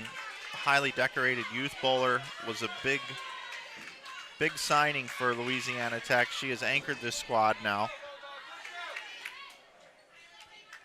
The junior from Wooster, Ohio. The pillar of the Louisiana Tech program. Shows up there in the 5th frame, delivering a triple like she should. See if we can keep this strike train going. Nope, 2-4 now.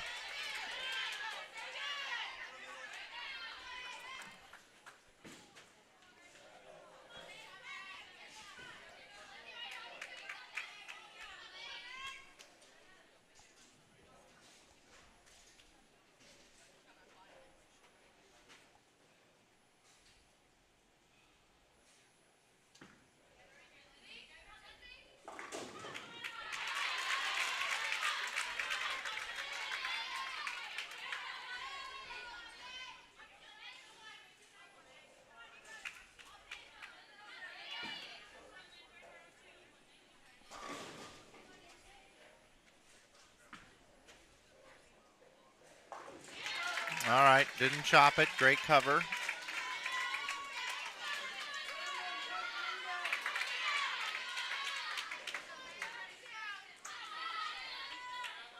With a spare here, it's a one-pin match in favor of Youngstown State. With the one pin that they are up by, that would be 2 pins separates both teams through 6 frames. 2:47 left, 2:46 left. Louisiana Tech up in the 7th now on the right lane. Is that going to push? Is that going to push? Nope. How about the 3-6-9 for a 7 count? So even count matters here with leads. That 7 count, we get a 9 count here. 2 more pins for Youngstown State. Improvement on count here. The magnifying glass right now is on marks. You may not be able to strike every single shot, especially in the Baker competition where you only get 2 shots a game. Very difficult to make moves, keep up with the transition. But one thing is you got to be on your spare game. The team that can mark the most between now and the end of the game will win this point. Don't got to worry about a spare if you throw it like that. Beautiful thrown ball.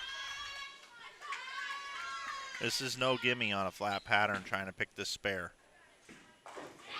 Covers it. All right. 2:33 still left for La Tech. 2:47 for Youngstown State.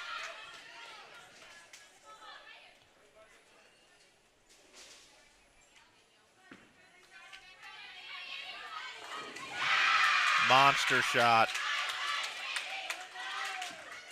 Huge double. Coming up clutch. Wow, a crossover from Danielle. Unbelievable.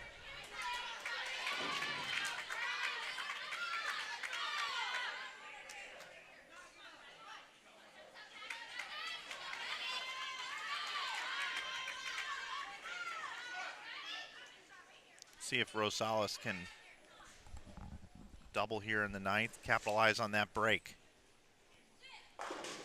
She does, and she's had that 6-pin falling out kind of weird a couple of times now on the pocket hit.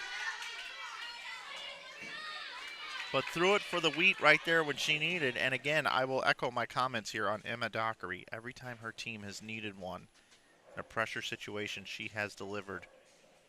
Can she do it again? Yes, she does. Call me, Emma. We're going to bowl a tournament together one day. And yes, you'll be holding me up. So impressed. So impressed. Alley up quickly here on the right lane. Can apply some pressure. Through the face for a 4-6-7-10, which you know what that means, everybody. That means that Youngstown State is going to take this thing, and it's going to be 1-1. 2 evenly matched teams are going to go to a best-of-7 Baker competition to determine who will move on and face Vanderbilt, who are here in the building practicing. And now they're probably going to shut it down knowing that it's going to be a while again. And yes, they all just walked off the approach. Vanderbilt is now going to rest, and they will resume their warm-up and their practice, and they'll get back to doing that probably after a couple of games here of our best-of-7 that's coming up next for you right here on Inside Bowling. So Louisiana Tech not able to close here down the stretch. They finish with 193. 193. Very consistent bowling from Louisiana Tech. Listen to this, folks. 195, 198, 190, 199, 193. All games in the 190. Youngstown State, little different story here. 130, 234, 193, 226, and can still max at 225 here. And it's going to be more Baker moving forward.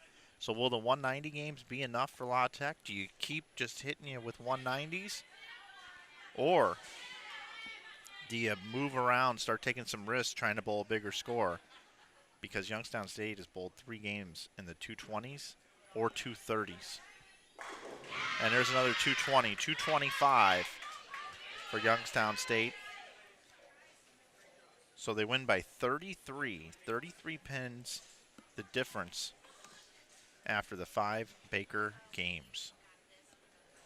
Well, best of 7 Baker coming up next. Right here on Inside Bowling, we'll have it for you here from Colonial Bowling Center here in Harahan, Louisiana. They will take a small break. The coaches decide how long they want to take here. And we'll have it for you here coming up just a few minutes.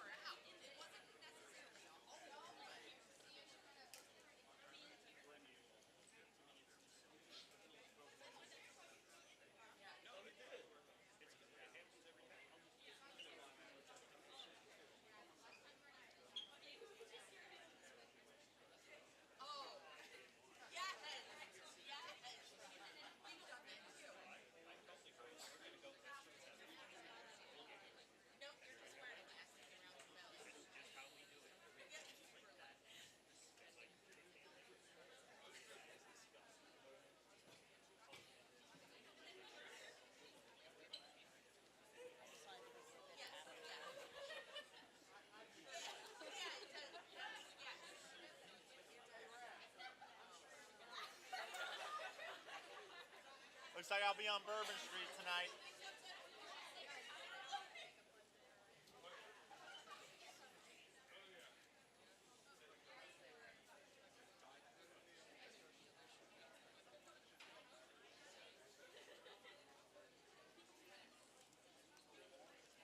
I told you to blame Matt. Yep, I am blaming them.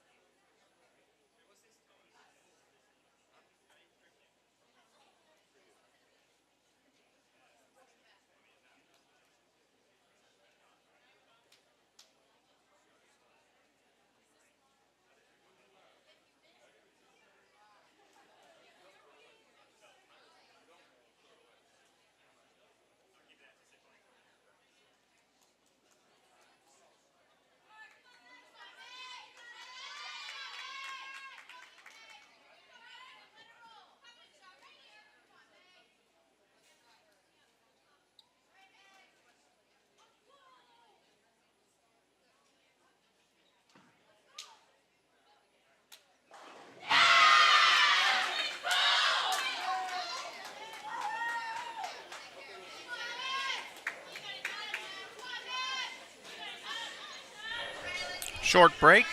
Players are back. Now we are into the best of 7, Baker. These are head-to-head matches, not total pinfall. First team to win 4 games will advance to take on Vanderbilt.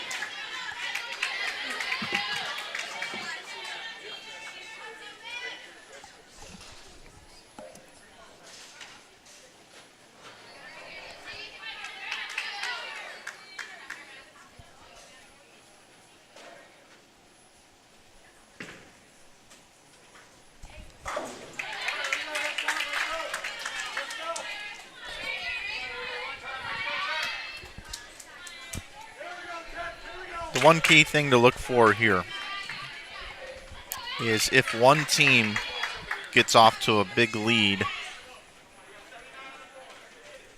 there becomes an opportunity to kind of forfeit the game to help you in future games. And what I mean by that is the players can grab different bowling balls, they can throw different lines, different angles of attack, work out some things, bring in some substitutions. So that is one thing that can happen in the best of, as opposed to where every pin matters going towards a cumulative total like we just saw in the last Baker. So you can forfeit a game once you feel like you're too far down, and you can use the knowledge and information and the practice shots to help you in the future games. So that's something to kind of look for as we head into these potential 7 games, which, if everything goes the way that it's been, we will go 7 games here with these two teams because they are so evenly matched. Again, as I mentioned earlier, in the NCAA RPI rankings, these two teams are neck and neck. 7th and 8th, .603, .602. 0.001 difference between these two teams, with the slight nod to Youngstown State.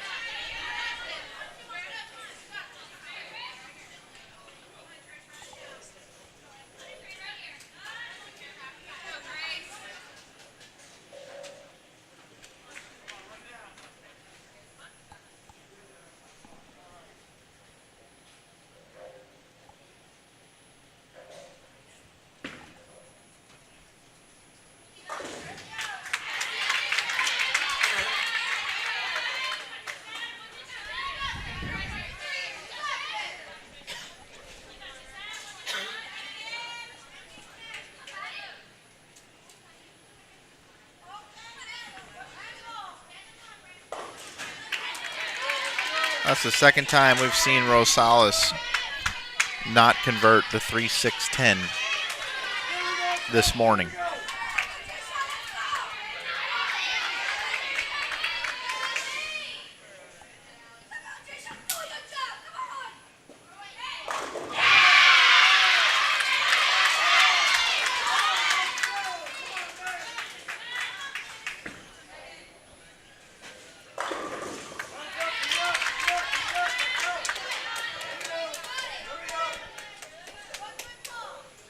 Pace of play is picking up here a little bit, especially for Louisiana Tech, up there firing quickly.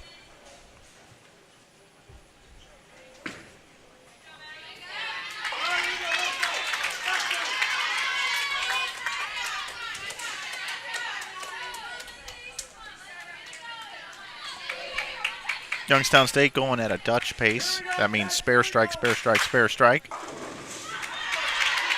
Still going at a Dutch pace.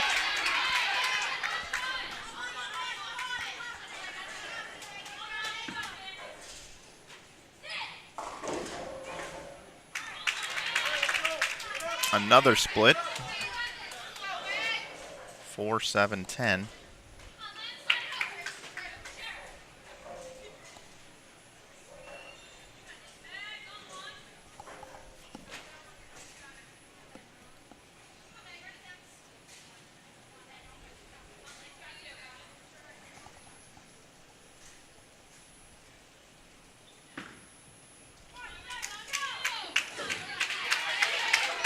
Barely gets that 9-pin out.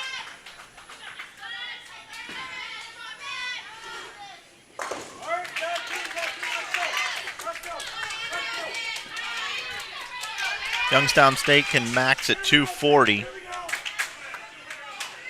208 for La Tech. 32 pins. Separates the two teams.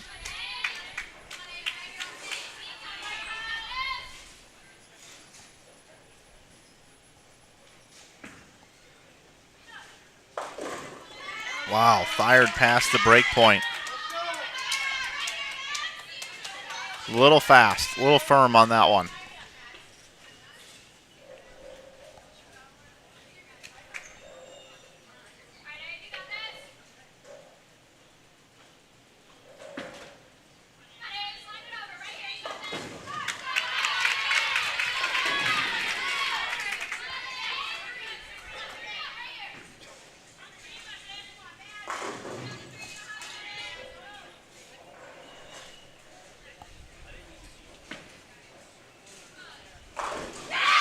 Nice spare conversion, a little momentum shift here after the Greek Church for Youngstown State.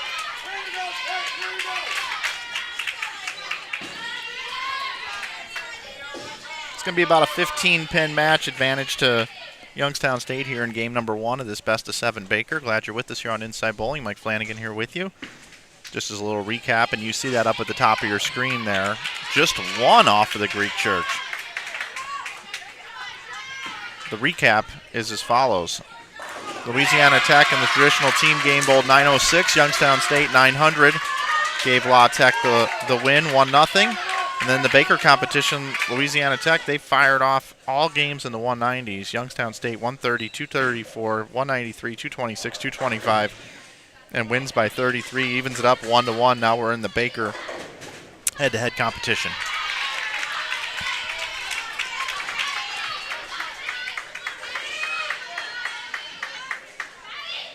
Patricia Rosales now up in the 9th. Let's see if she can get that 6-pin can opener hit here that she's gotten a few times. No, past the break. We've seen 2 washouts now in the right lane from Louisiana Tech. Just looked a little firm. Looks like the players have really straightened out their angles. That way, if you just miss a little bit right, this is what'll happen. All right, 7-pin is converted. Going at a 181 pace is Youngstown State. 168 pace right now for La Tech. La Tech can finish out with 178 would be the total if this can be converted by Patricia. Allie can strike out 178. Got to make this first.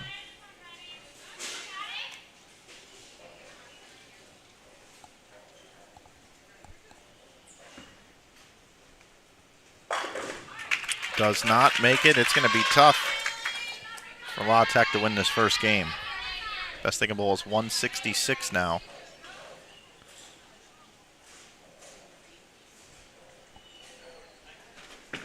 Emma Dockery.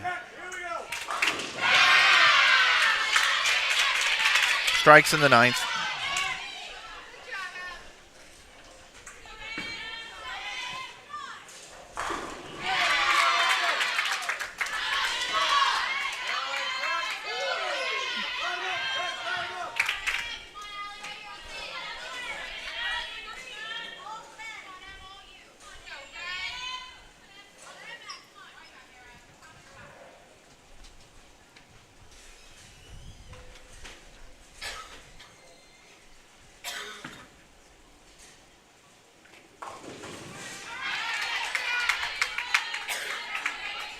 That ball sails past the break point as well, but that 8 is enough.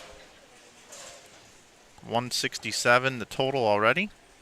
166 is the max La Tech can get to, so Youngstown State is going to go up 1-0 here in the best of 7 Baker.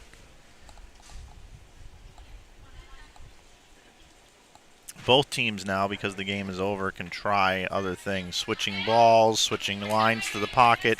They can gather more information now on this ball.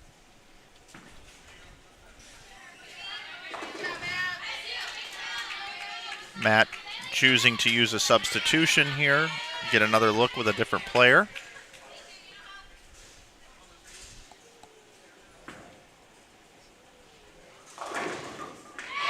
Pretty good result right there. She may go into the lineup. She'll get another shot here.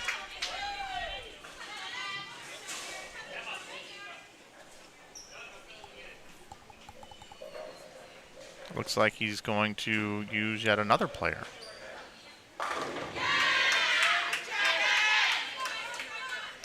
Going to bring in Emma, it looks like. And that's what I mean. That's the strategy here in the Baker best of now. You can, once a game is conceded, you can make adjustments like this and get more information to help you potentially win the match. So he's getting a look at 2 other ball reactions from 2 separate players here in the 10th frame. You see Matt talking it over, talking about the zone and where to play, and Matt's got some decisions to make here. He's got a full roster. He's got a lot of folks here that are talented players that have been in and out of the lineup all weekend. And that shot comes in high. So there we go, 181, 163. 181 to 163. 1-0 Youngstown State going into game number 2 of the Baker best of 7.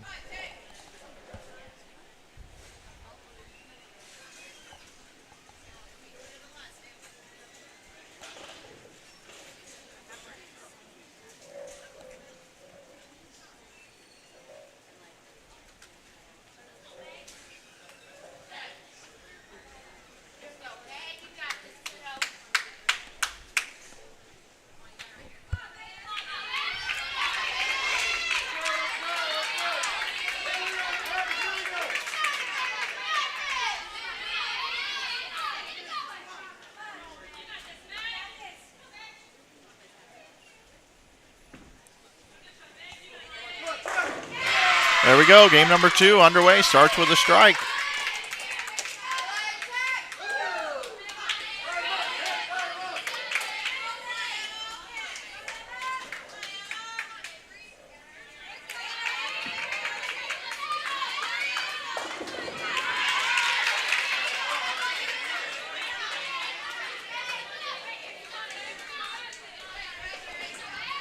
One thing I noticed Louisiana Tech, I talked about it down the stretch, is they started throwing the ball pretty hard past the break point.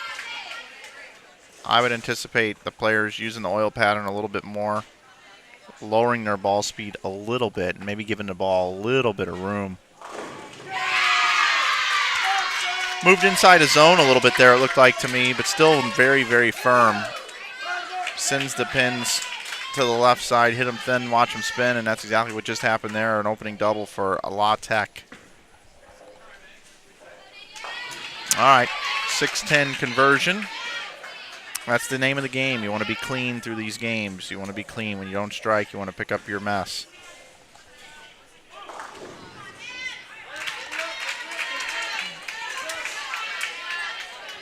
Danielle's been a little in and out of the lineup here for La Tech.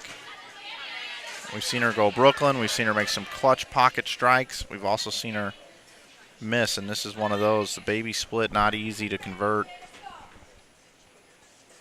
We'll switch to a spare ball, go cross lane at it. Try to hit the right side of the 3-pin, have the ball take out the 10.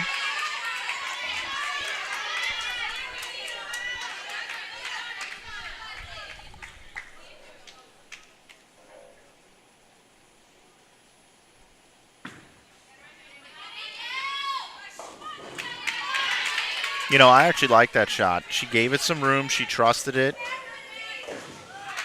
And an open frame for Danielle. She trusted that ball. and was able to get a nice read coming off the pattern. The ball did go a bit sideways off the end of the pattern to leave this split. This is converted more than you think. This is very similar to what we just saw Danielle throw at the 310. You got to hit the right side of the 3-pin. Well, if she does that here, this is not super, super hard to make. It's just like you're throwing at the 310. You just got to slide the 3 over, knock out the other 2 pins. 1 gets 2 in this case. Here we go. I like her chances here. Oh, does exactly what she needed to do. A bad break, leaving just the 7. Maybe a little more ball speed there would have sent some pins around. Rosales is up quickly. That's one thing that La Tech does, and a huge break. 4-6 was standing, 4 trips forward. But La Tech, they get up quick.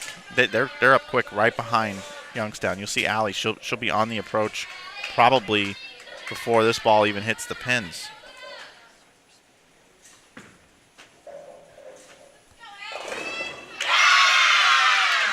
There she is. She's up right away. Picking up the pace, already going. Great shot. 4-5-7 falls out kind of late, but that's what they're doing. They're playing that left to right fallback on that left lane, and it's working for them. 4 out of 5 are strikes for La Tech. And you can just see now La Tech's up before Youngstown State. They're applying pressure, trying to pick up the pace of play. Youngstown State has been known as being a bit of a slower paced team. La Tech trying to push the action here. Leaves the 1-2-4. Emma Dockery now up in the 4th. Looking for a double for her team.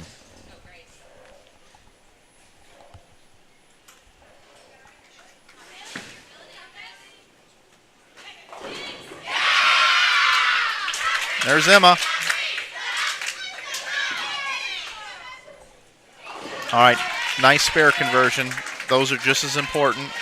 Got a question here, Mike, from your perspective in the booth, filming all weekend. What has it been like to be back covering college bowling again? Well, I'll just say it again. This is my one event a year. I get invited back to this event every single year. I love coming here, love being around not only the players and the coaches, but the host centers have been tremendous every year since we've been involved with this. And the folks from the Southland Bowling Conference, I love working with those folks as well. And it's great to be back. It's great to be back out here.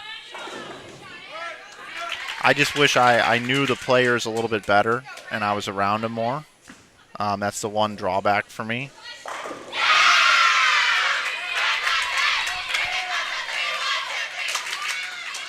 Emma and Emma, back-to-back strikes. Taking advantage of the strike in the 3rd. We got a good one here.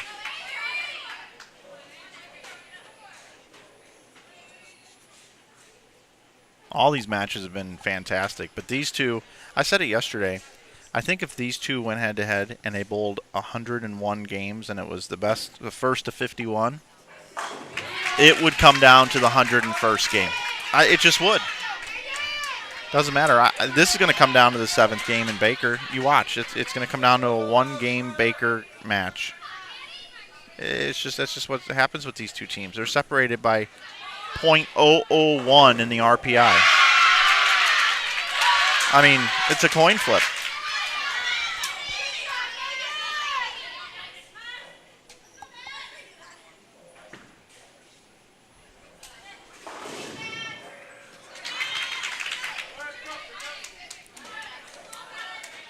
I do also want to say, real quick, I want to show the coaches.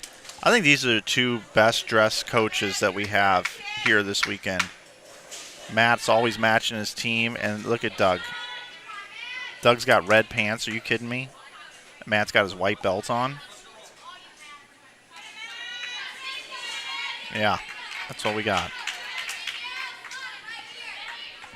4-9. Let's see if we can pick this one up.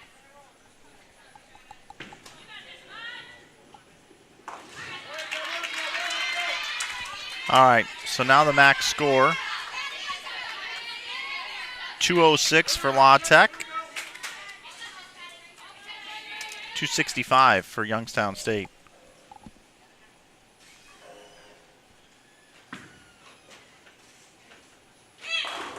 That's the right adjustment. A little firmer than the last shot. Was a little slow on the last one. Left that split. Almost converted it. But now the perfect adjustment. Rosales now. Awesome shot. Beautiful shot there by Rosales. 2:06 again, the max score for Louisiana Tech. Valley strikes out. But doesn't look like it's going to be enough.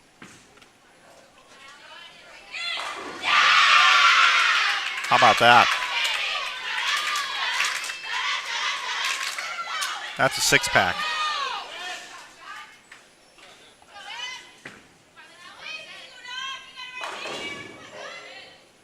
And Allie 7-10s.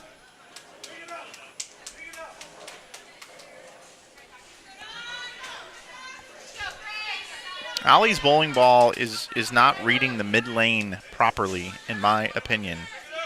The 4-5-7 were the last 3 pins to fall on her last ball, which is a light mixing strike. And then this one here, she throws it even better, hits the strike pocket, leaves the 7 and the 10. I would make a move on the lane or go to a ball that's a little bit stronger in the mid lane, but still has a controlled back end. All right, Youngstown State's going to go up 2-0 here. 172 the score for La Tech. Youngstown State is going to be in the 200s. And we'll see if they gather or try to gain more information here off of these shots as well. Substitutions possible. If I'm Emma here, I'm switching balls. And I'm trying a different ball because it's not necessary to pick that spare there. I know she picked a spare, but it was not necessary. She could have grabbed another bowling ball. Doug could have brought in a substitution on that shot. So there's a lot of strategy involved now once you have the game locked up.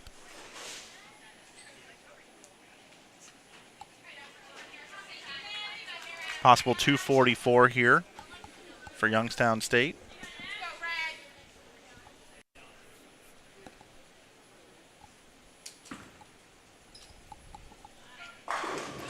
Wren gets a strike. Let's see what Doug's going to do here.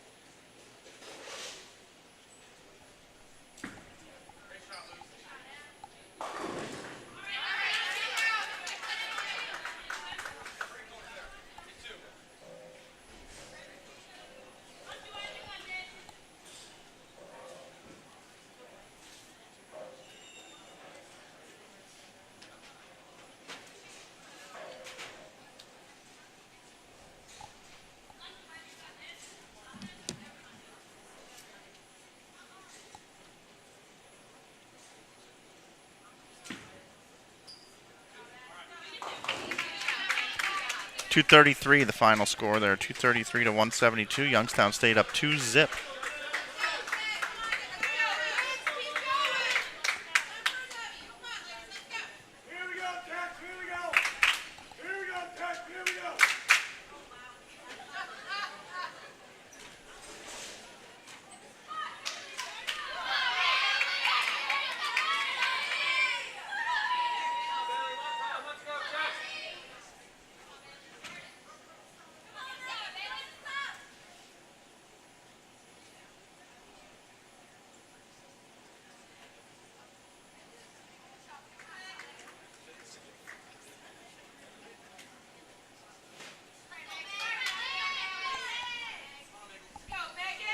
Game 3, Youngstown State up 2-0.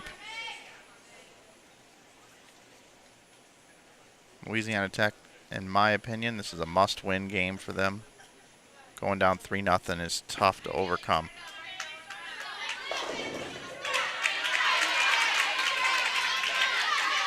Starts here in the first.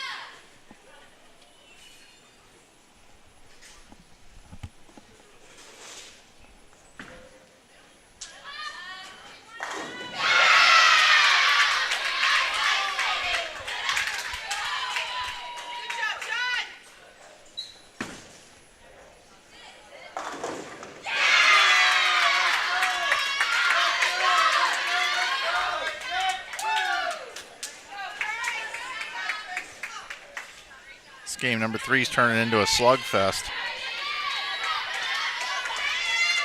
You can feel the intensity starting to pick up here a little bit. Not only with the players, but with the coaches and the fans. See more fans standing right now than we saw in the earlier games. Tournament life at stake. Remember, the winner of this match will go on to take Vanderbilt, who has been in the building now for about an hour and 20 minutes or so. They were all practicing and warming up, but they have now shut that down. They thought it may have been 2-0 and they needed to be ready to go. They'll begin their warm-up here probably at the completion of this game. They will take back to the lanes and warm up, I would think.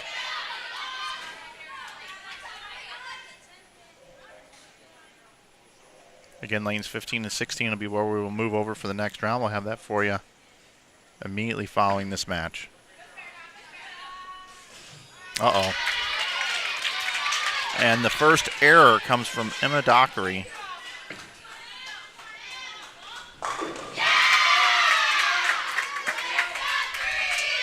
Like I said, this thing's going 7.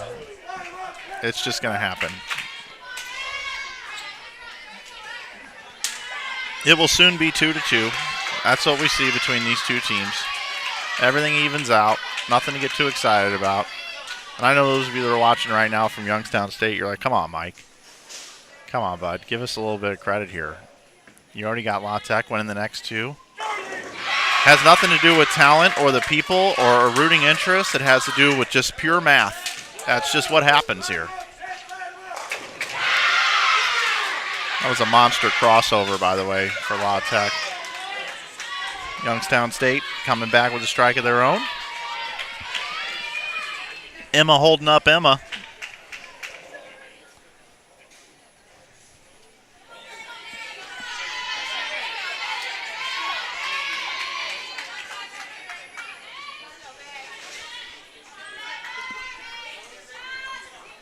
Avery Brown has been a little bit lost here. She keeps throwing it harder and harder, which means she's got to be even more accurate. She hasn't been giving her ball the ability to read the lane. But she did on that shot. That was a much better shot. I like that one. Leaves the 4-pin, but still, I like the way it read. She rolled the ball onto the lane instead of throwing the ball down the lane. Here we go. Big double after the open frame.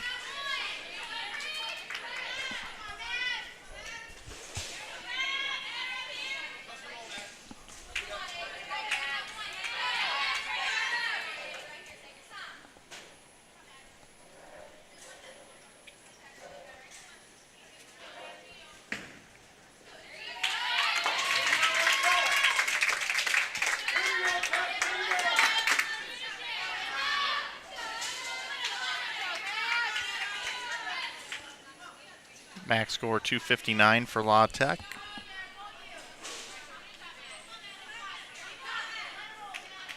.257 for Youngstown State.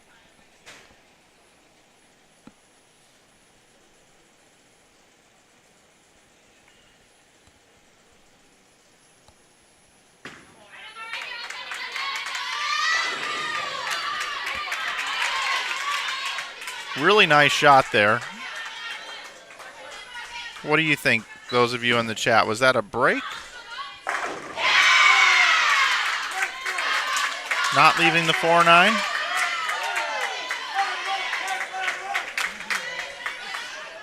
Ten back, no doubter there from La Tech. All right, let's take a look now. Still anybody's ball game here. Single pin conversion must be converted here.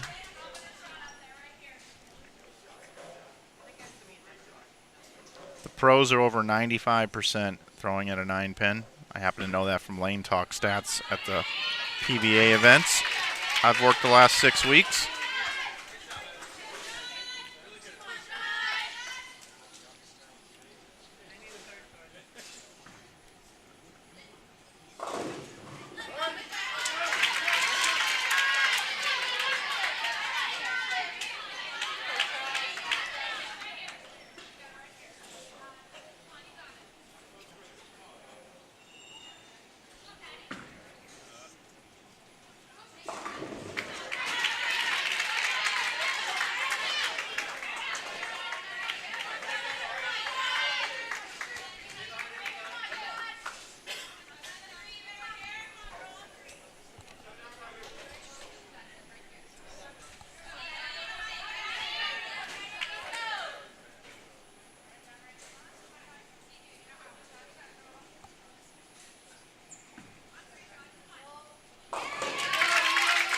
All right, cleans that up. That was the 2 and the 8 with the sleeper there.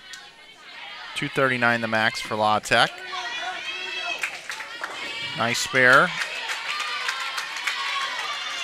223 the max for Youngstown State. Allie needs a mark. It's the best one you can get. So that's 219. She would need 5 on 2 balls for La Tech to get the win, which I'm going to say is 99.9999% chance that's going to happen.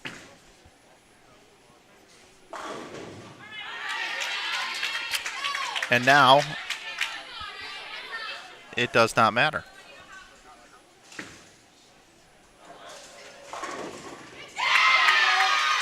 Allie's ball is reading the right lane a lot better than the left lane.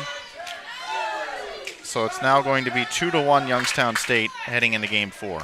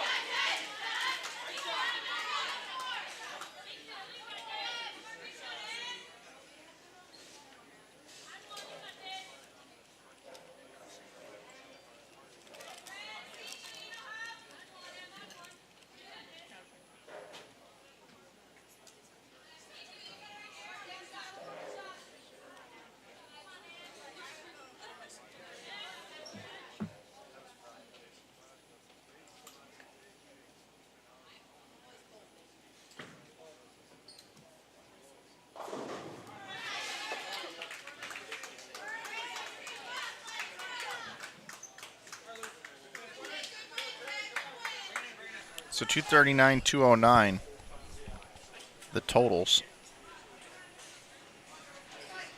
As the players move lanes, huddle up, discuss a gameplay strategy here. Once again, Vanderbilt undefeated in the winner's bracket will take on the winner of this best of 7 Baker matchup here.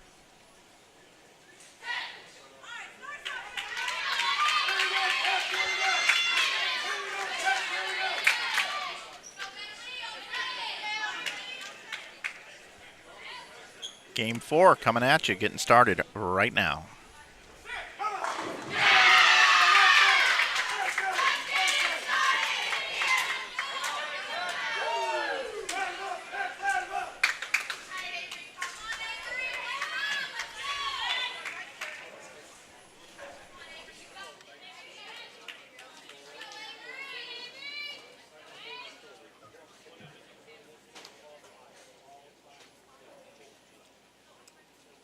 Who's the trainer?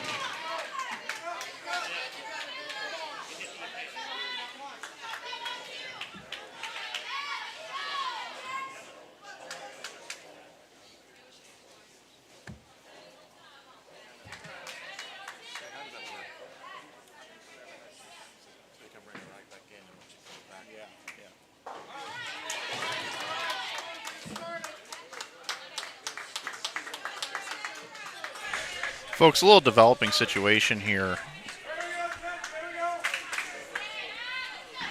Emma Wren has pulled her groin and is now seeing the on-site trainer.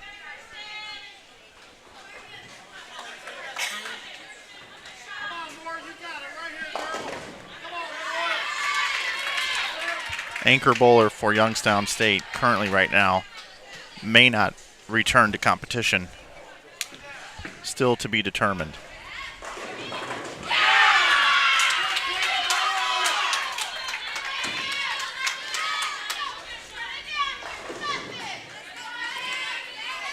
Be interesting to see what they do here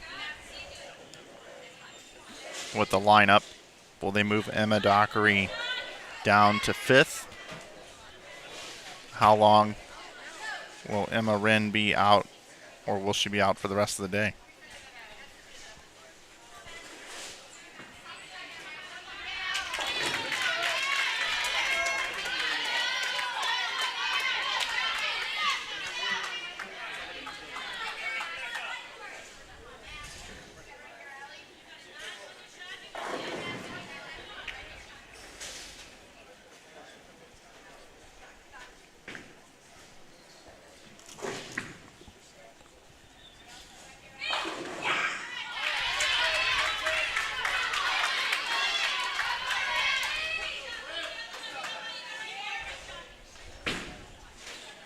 Oh, wow, that's left. That was way left of target. Not Allie's best shot.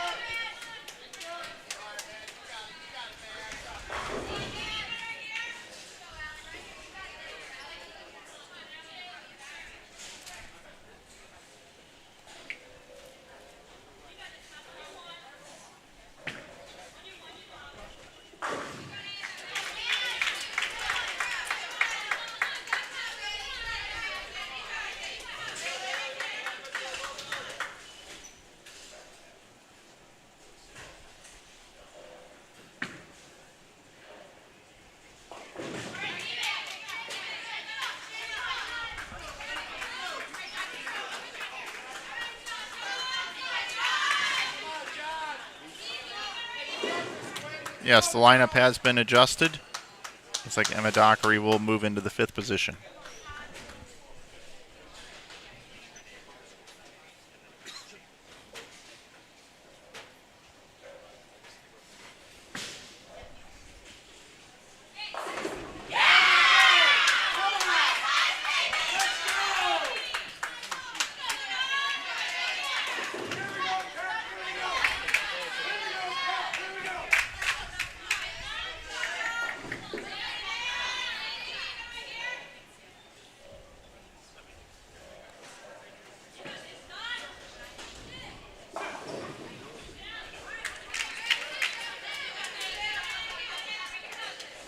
La Tech on the left lane having a lot of problems here.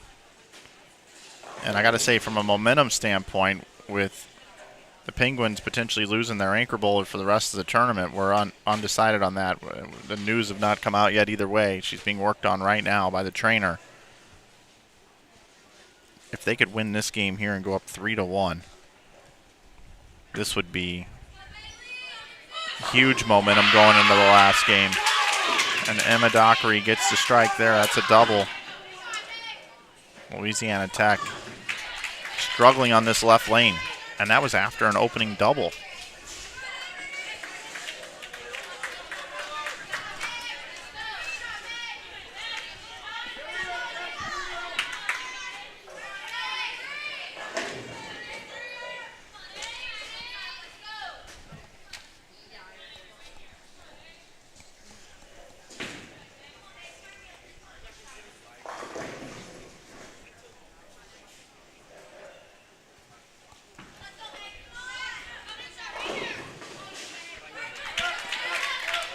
Her ball speed just keeps getting more and more. That ball did not read the pattern. I like the 4-pin she left on the right lane the last game. Talking about Avery Brown, of course. But Youngstown State here, they're trying to make some noise.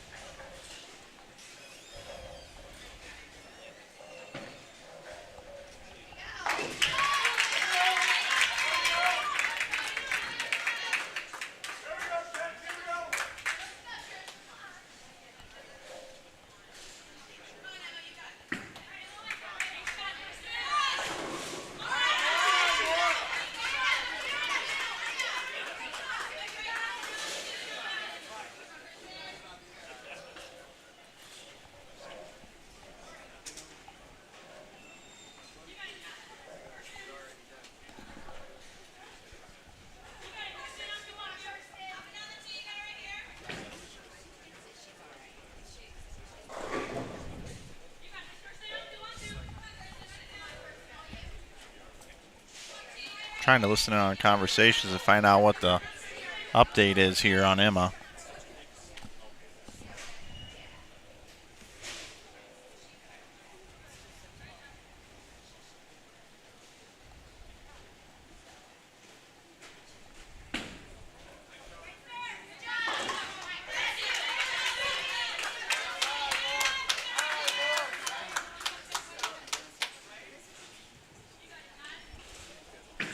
La Tech can bowl 197.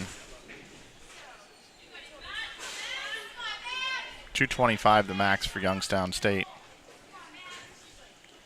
And I'm not sure what the delay is here for La Tech. I don't know if it's a possible strategy change here on how they're going to attack the lanes.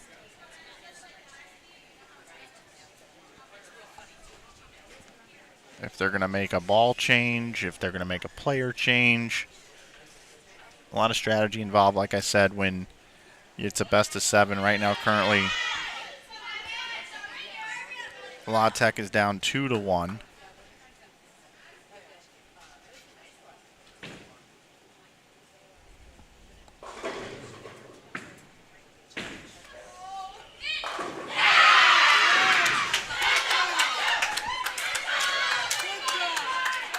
Youngstown State rallying.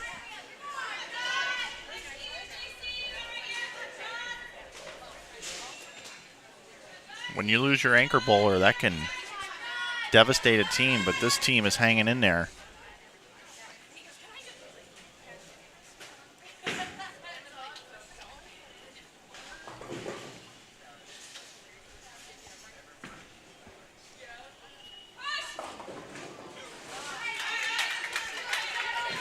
Four, 6, 7. La Tech needs to get somebody up here to bowl.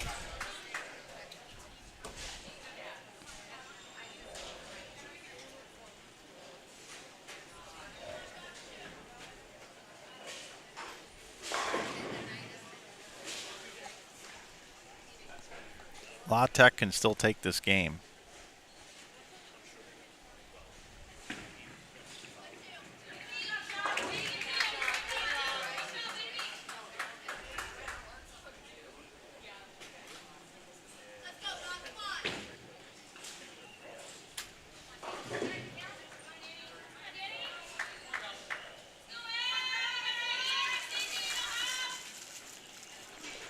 Out of the two teams here, Youngstown State has been kind of known for being a slower paced team. Louisiana Tech really slowing things down here now. Be curious to know what the strategy is with this.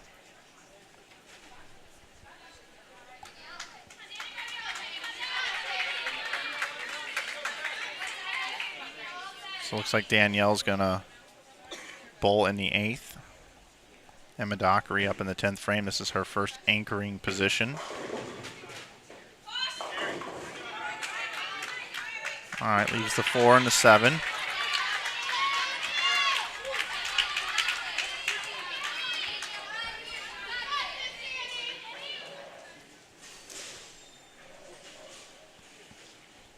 Danielle's been a little all over the place here today. That one actually looks good. There it is. Okay, 197 the max for La Tech after the timeout.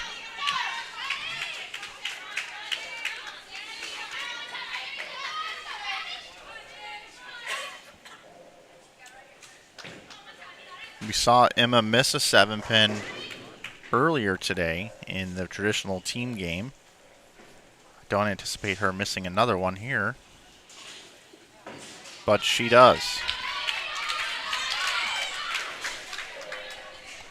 That's 2 today. 172 the final score for Youngstown State. So Louisiana Tech with a chance to even it up, 2-2. Now keep in mind, Louisiana Tech going at a 167 pace, going to need a double somewhere in here.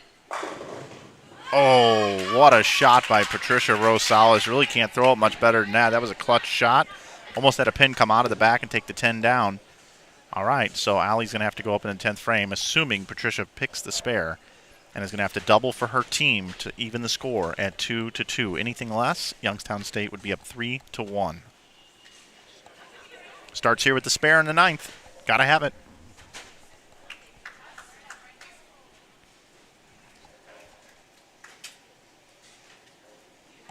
Scoring pace way down.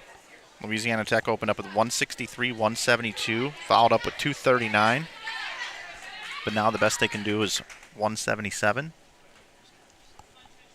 We got a 172 posted up on the board. The lowest game Youngstown State is Bolden Baker in this round.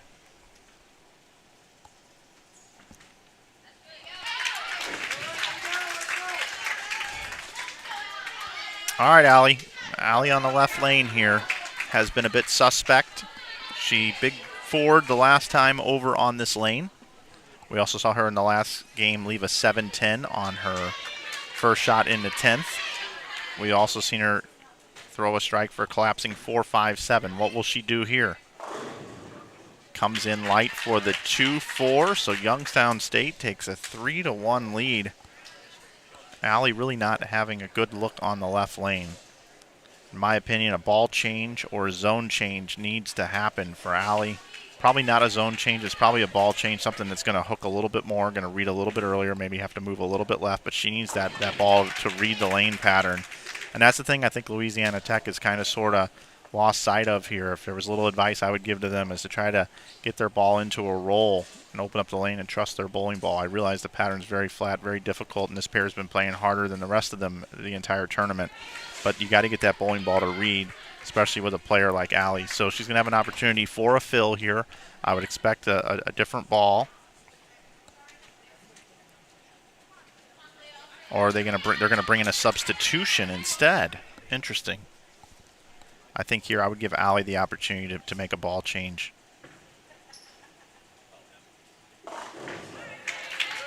Just my opinion from the booth. It's just one man's opinion. 163 total. So now Youngstown State up 3-1. Up 3-1. As we head into game number 5. So Youngstown State 1 game away from eliminating Louisiana Tech and going on to bowl for the championship here against Vanderbilt. Vanderbilt in the house. They are here. Well, they were here. Oh, they're eating now. Got it. Thomas Samuel assisting me here in the booth.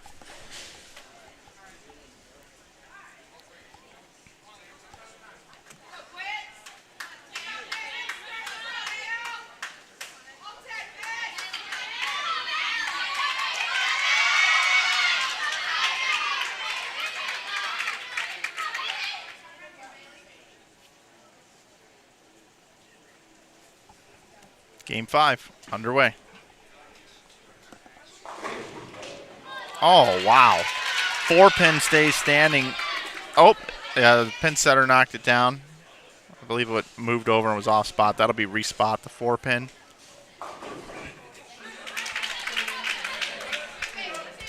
And there's the big 4. You know, I mentioned how I feel like Louisiana Tech needs to get their ball to read the pattern a little bit.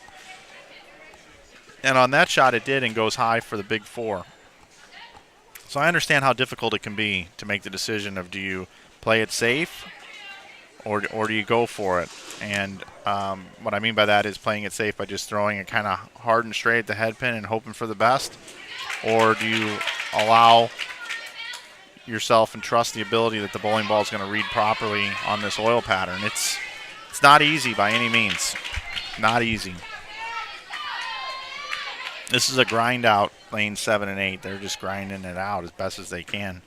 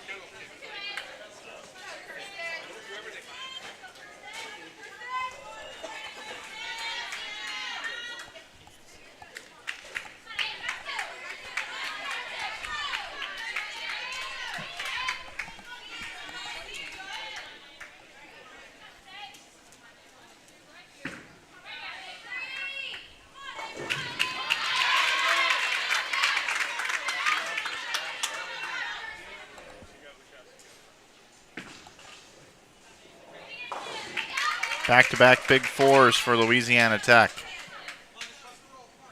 Not looking great right now.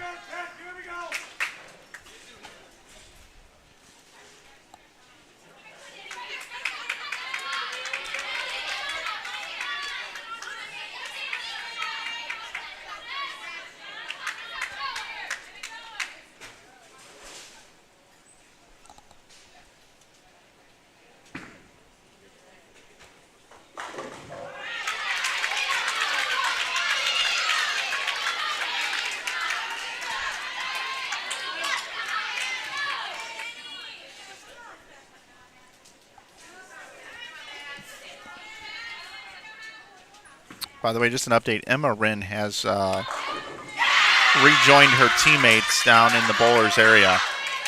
Does not look like she's going to be getting back into the lineup.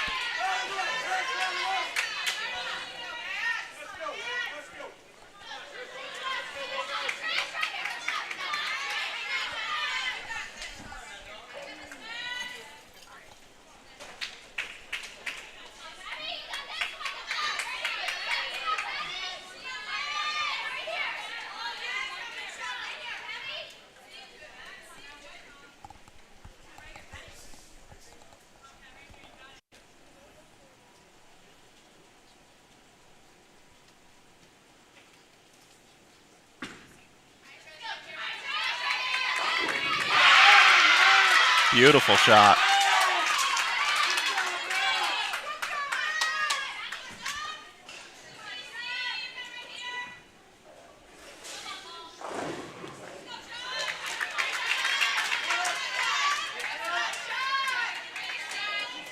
There is a look. There is Emma. You see her in the back there.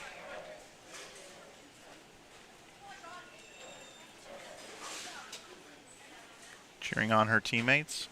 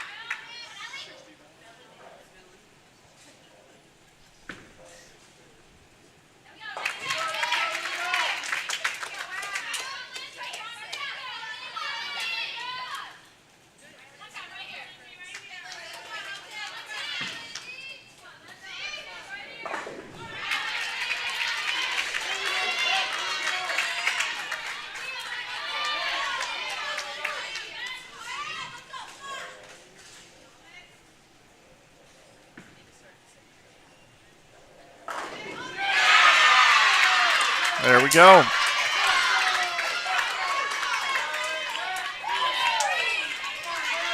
La Tech coming back now, a little momentum.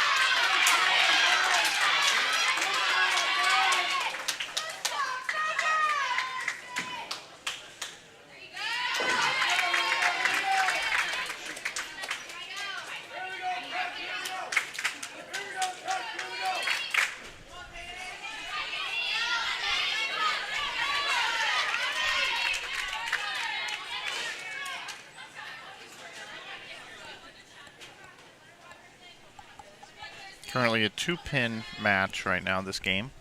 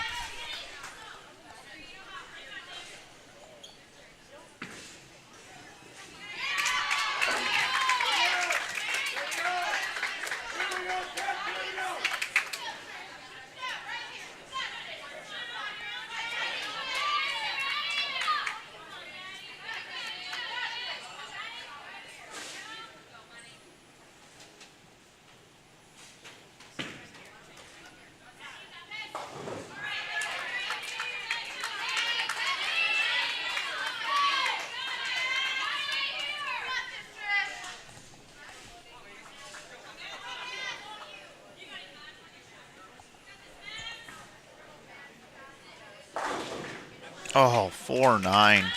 Great shot in the 9th there. Possible 190 for Youngstown State.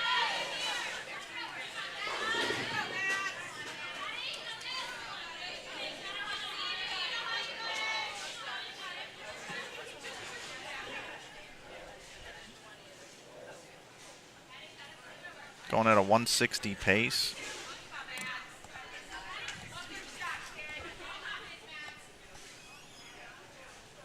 Every frame so critical right now.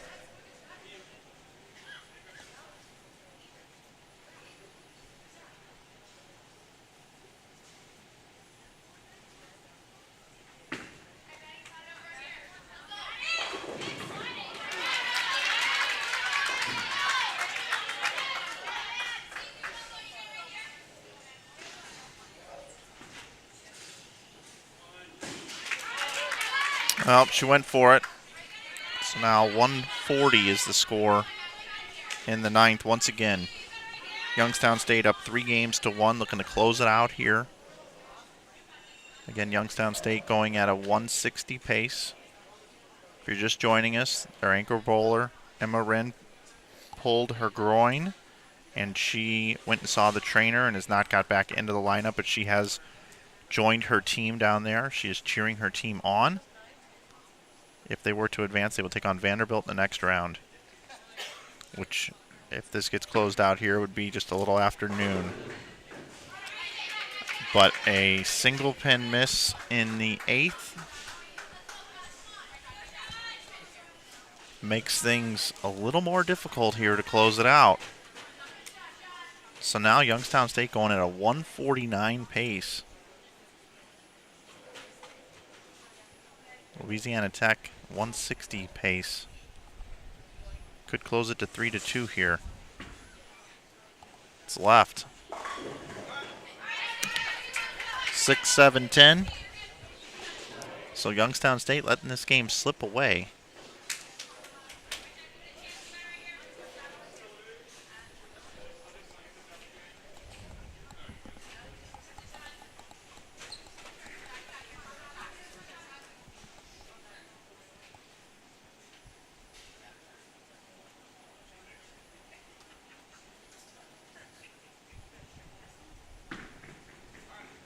That's going to fall off into the gutter 3/4 of the way down the lane. 116 now in the 9th. If Emma Dockery strikes out for 146, Allie would just need 7 on 2 balls. So Louisiana Tech's going to take this game. It's going to cut it to 3-2.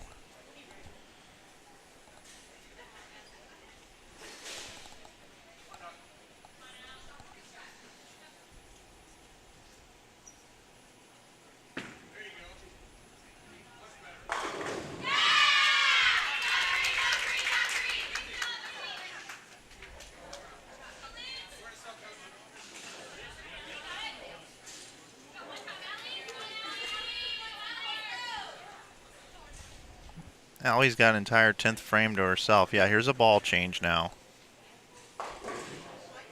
That ball never read the pattern. 1, 2, 4, 10. That's enough, though. Well, it's not enough. Sorry, she needs 1.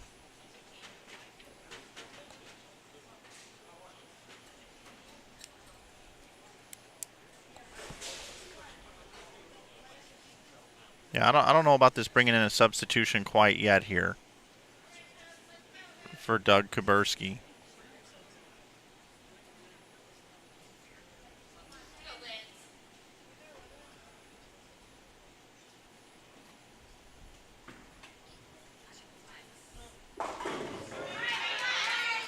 Okay, well now the math is not there. Louisiana Tech has 1.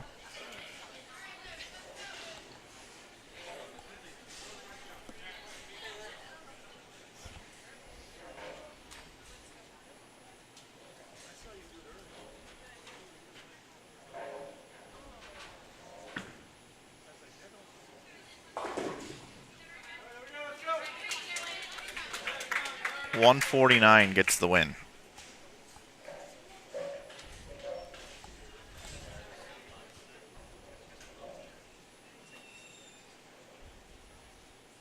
Pace of play has slowed drastically. All right, 135, the number for Youngstown State. So let's just recap this best of 7 Baker. In the first game, Youngstown State defeated La Tech 181 to 163. Then Youngstown State came back with 233 and defeated La Tech's 172. Louisiana Tech came back and bowled 239 in game number 3 to Youngstown State's 209. Youngstown State lost their anchor bowler at the end of that game due to a groin pull, Emma Wren. And then in the fourth game, it was Youngstown State 172 to 163 over La Tech. And then we just saw this game 149 to 135. Headed into game number 6.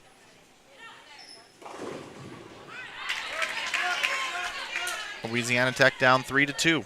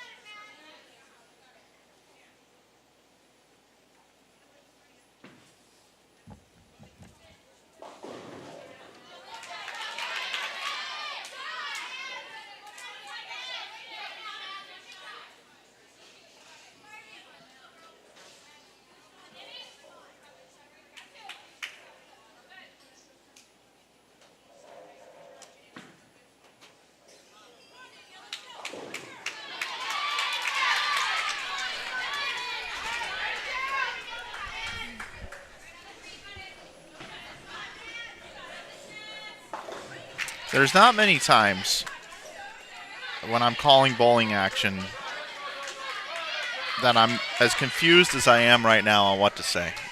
Because, I'd like to be able to sit here and paint a roadmap to what's going to take either team to victory. But I really can't right now because there is too many uncertainties and there's too much instability across every asset of the game right now. And that goes for both teams. Neither team's spare shooting has been consistent. Neither team's pocket percentage has been consistent. You've got Youngstown State, who has the lead, but they are without their leader and anchor bowler, who's been their rock for the last 2.5 days. Emma Dockery's moved into that role, and she can handle it, but she's been inconsistent, missing 2 7-pins already today, which you wouldn't expect from the rock of your team, and that's what she's being leaned on to do right now. Allie Leindecker, who I have the utmost respect for and think she's one of the best players that we've seen take to the lanes, possibly in the history of coming here to the Southland Bowling League Championship. Her ball reaction I do not love right now. I do not love her ball reaction on this pair of lanes. Normally she is good for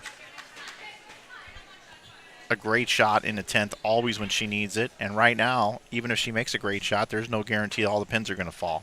And she could leave a split on a good shot.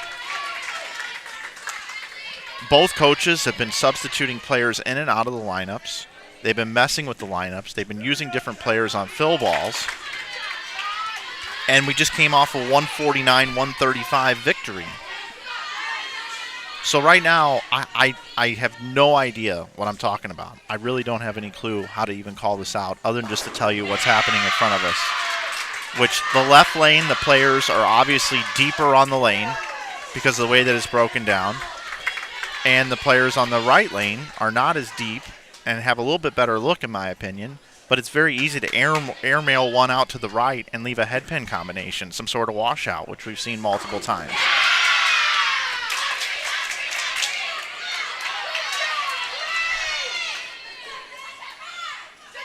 So Dockery with the strike there.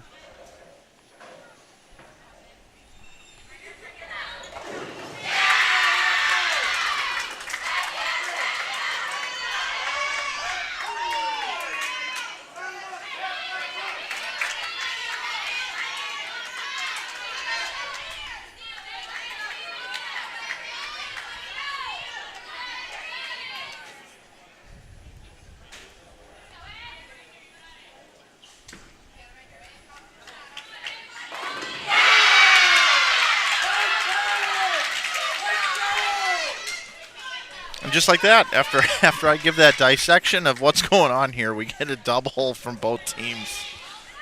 Then the pocket nonetheless. This is a real head scratcher here. But we talked about it, that these teams are so close, and the math wins. The math wins out, right? It should go 7 games. So that would mean Louisiana Tech's going to win this game. Just so it'll go a 7th game. Then the 7th game will probably come down to 1 pin.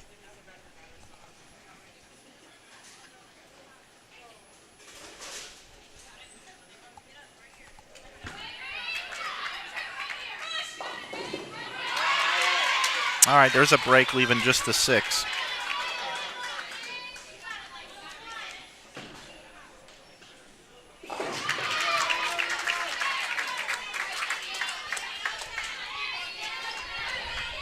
Youngstown State right now with a 20-pin lead in this game.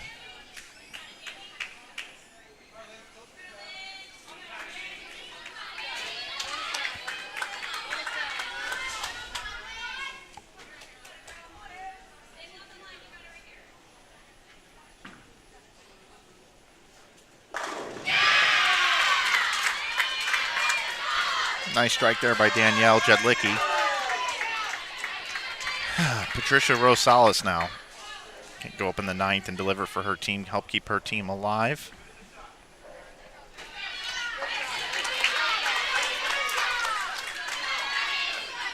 Again, Youngstown State looking to go on. They win this game right here, they will move on. Louisiana Tech will finish 3rd. If Louisiana Tech can win this game, we will go to a 7th and final determining game to see who will go on to take on Vanderbilt University, who's undefeated in the winner's bracket. And, of course, a double now for Rosales. 213 the max. Ali has switched to this blue bowling ball and split the 8-9 on the last shot on this left lane. We'll see if she can do so again. 213 to max for La Tech.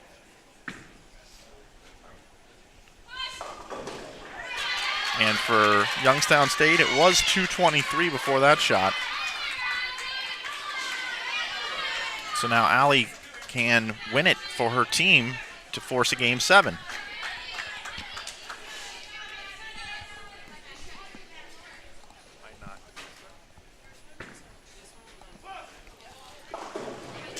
All right, 3-6-10. We'll let the scores total there. So 190. The max for La Tech. Count is important. Only gets 1.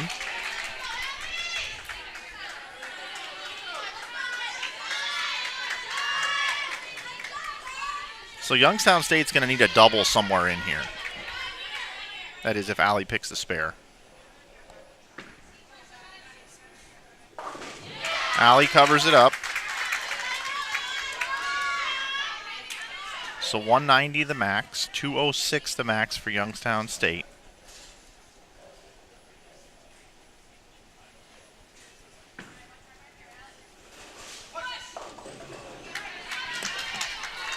Four, 6, 7 split.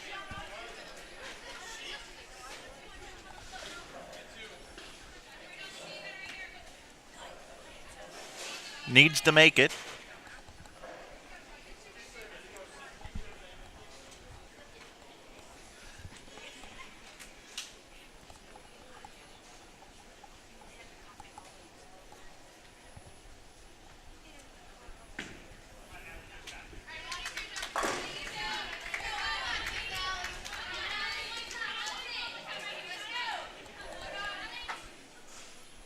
So the max score now 185 for Youngstown State. Ali needs 6. She gets a strike. It's 190. Louisiana Tech evens it up 3-3. We're going to a game 7.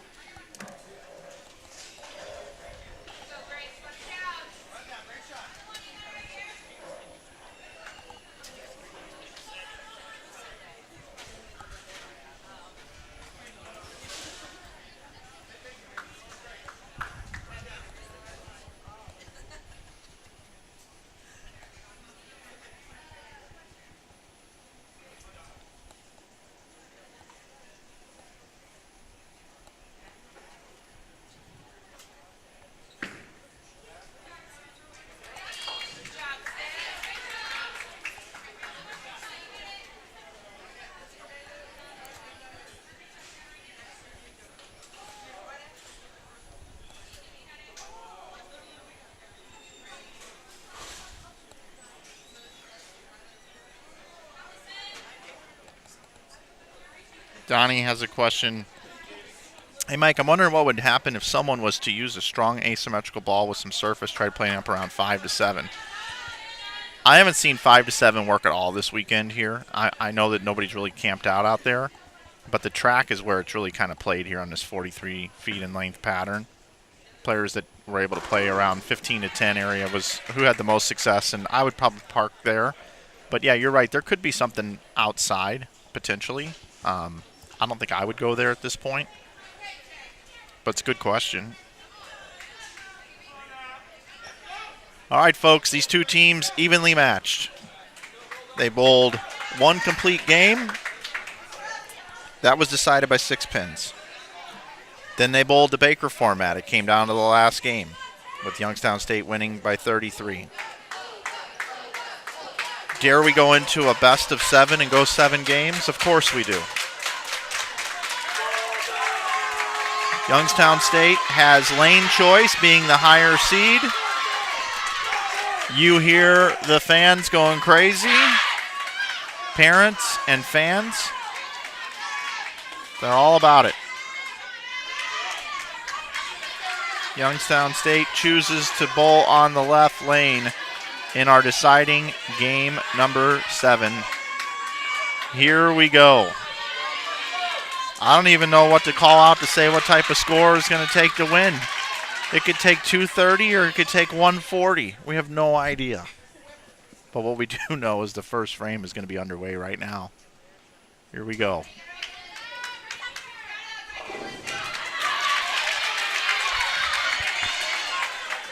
I do find it interesting that Youngstown State decided to bowl on this left lane. The right lane, to me, has seemed to be the one that's more consistent, more playable.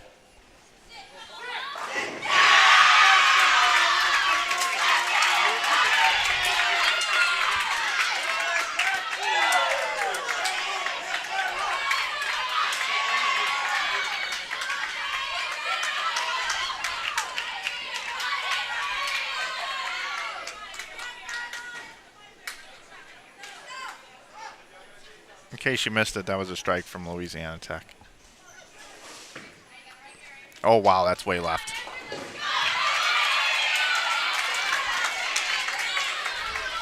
Momentum, Louisiana Tech through frame 1.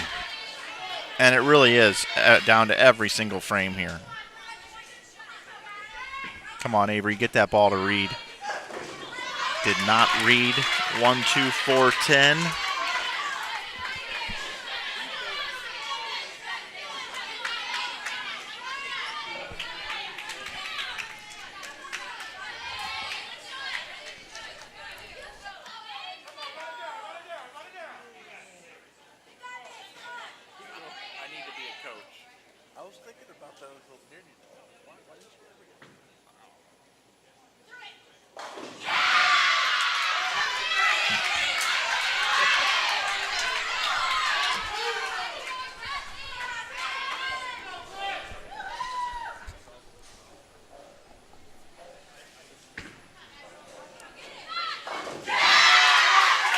That could win. That could bring them to the finals. That conversion of that washout, when we look back at the end of this game, that could be a difference maker right there. Because so far through 2 frames, Youngstown State misses the 2-4-5, which is a higher degree of makeability compared to the washout.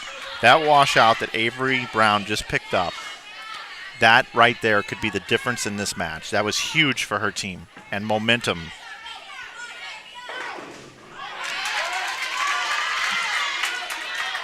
Can't miss any easy spares with the game on the line, with the tournament on the line, with the championship on the line.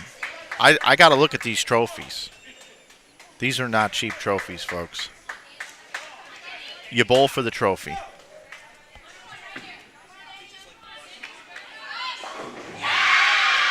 Double. Answers. Clutch shot right there.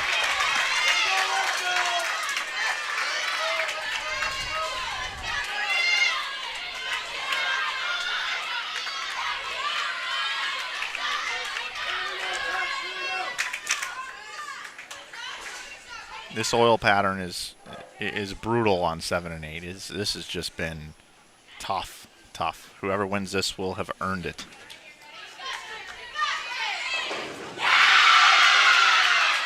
How about that? Open frame and then a triple to make up for it, helping out their teammate. Rosales, there's that 6-pin again.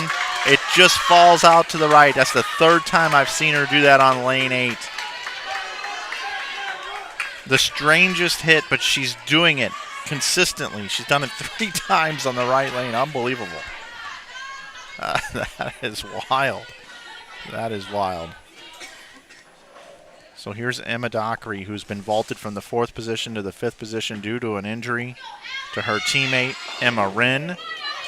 That was way inside a target, goes through the face, or you could call it high pocket. The 4 and the 9 were standing, and they both collapse out for a 4-bagger. And now Allie makes a wonderful shot on the right lane, gets her ball to read pretty nicely, leaves the 4-pin. Sometimes bowling is just not fair, folks. Sometimes it is not fair. Youngstown State, open 4-bagger.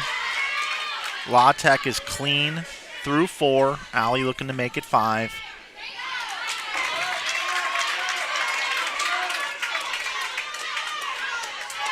And here we go.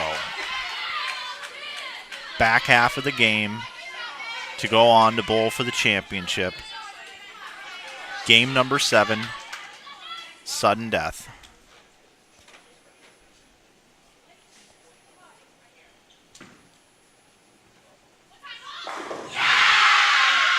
What a shot. 5 in a row. 5 consecutive strikes. 1 strike by each player on Youngstown State. Can the lefty strike again? Struck in the first. Strikes in the 6th. Perfect this game. Did all she could to contribute to this. Avery Brown last time up on the right lane left the 1-2-4-10. She converted it. She's been having a hard time getting her bowling ball to read.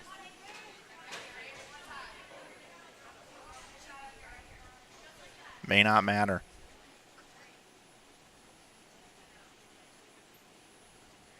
Is that going to push? Trip 4, 6 in a row for Youngstown State.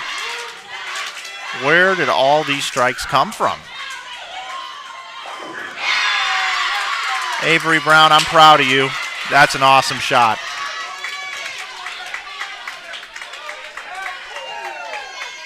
Great job.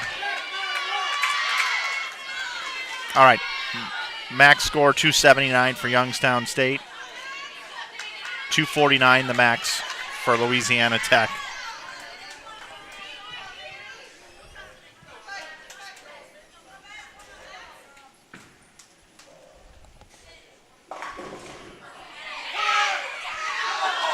Almost a lucky break for Danielle, and they really needed that at this point in the match. Youngstown State showing up in a big, big way here in this game number 7. Can they make it 7 in a row coming off the open frame? That's pretty good. Oh, Youngstown State. Where's this been? And La Tech's over here picking all their spares, filling frames. They're just running into a huge last game. Nothing to hang your head about here, showing up here in this 7th game. Picking your spares, grinding it out on a difficult lane pattern. And I got to hand it to Coach Doug Kaversky. Picking this left lane, that was the right call, my friend. That was the right call. That's got to hook a lot. And they're breaking up splits, too. It's just their day, it looks like. It's just their day. Rosales in the 9th. Comes in high, 3-6. So the best Louisiana Tech can do is 216.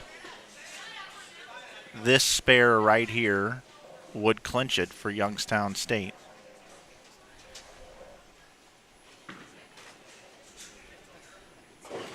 That's going to do it. Youngstown State is going to advance and bowl for the championship against Vanderbilt over on lanes 15 and 16. From what I understand, the competition will begin about 30 minutes after this match concludes. So we will be wrapping it up here right at noon Central. So that means competition will get underway right at about 12:30 Central Time here in the suburb of New Orleans here at Colonial Bowling Center. What a morning of competition we have had. Youngstown State is going to have their best finish ever at the Southland Bowling League Championship. But they are down a player, and that is the story going in. I do not know the status on Emma Wren. I will find out and let you know if she will be eligible to bowl. She did not throw another ball once she was taken out of the lineup with a pulled groin. I would assume she will not be able to go back into the lineup. Otherwise, she would have during these last 3 games with the tournament life on the line. But we will find out, see if she can get worked on, see if she can get back into the lineup, even if it's not as an anchor player. Maybe just 2 shots a game somewhere else in the lineup. Maybe they'll be able to utilize her. I'm not sure. But, hey, hats off to Louisiana Tech. It's been awesome following their journey here. They should get a bid into the national tournament with where they're ranked. We wish them nothing but best throughout the rest of the season. And for all the teams that are still alive for a national championship, you bowled great. Only one could advance, and it's going to be Youngstown State.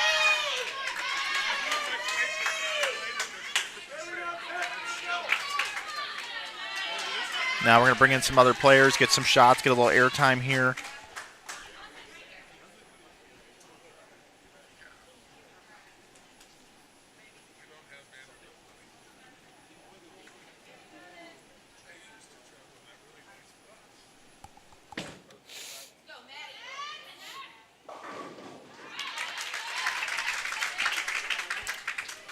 .203 the final score for Louisiana Tech.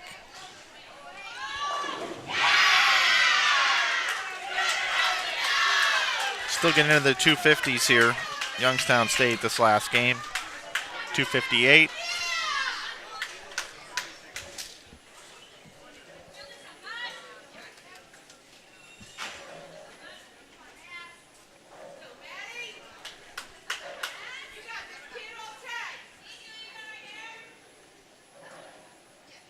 I don't understand why it takes so long to just make a final shot when it really doesn't matter. I understand it's college bowling and everybody's got a pre-shot routine, but this match is over, has been over.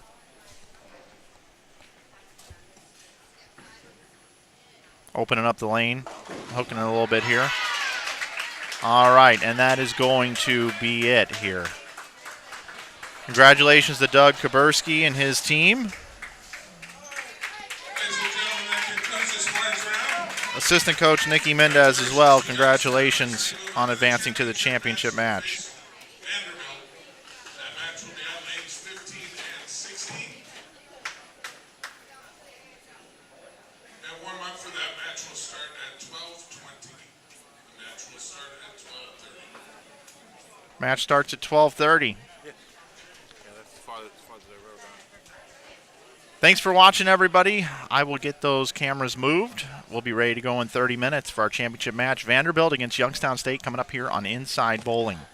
See you soon.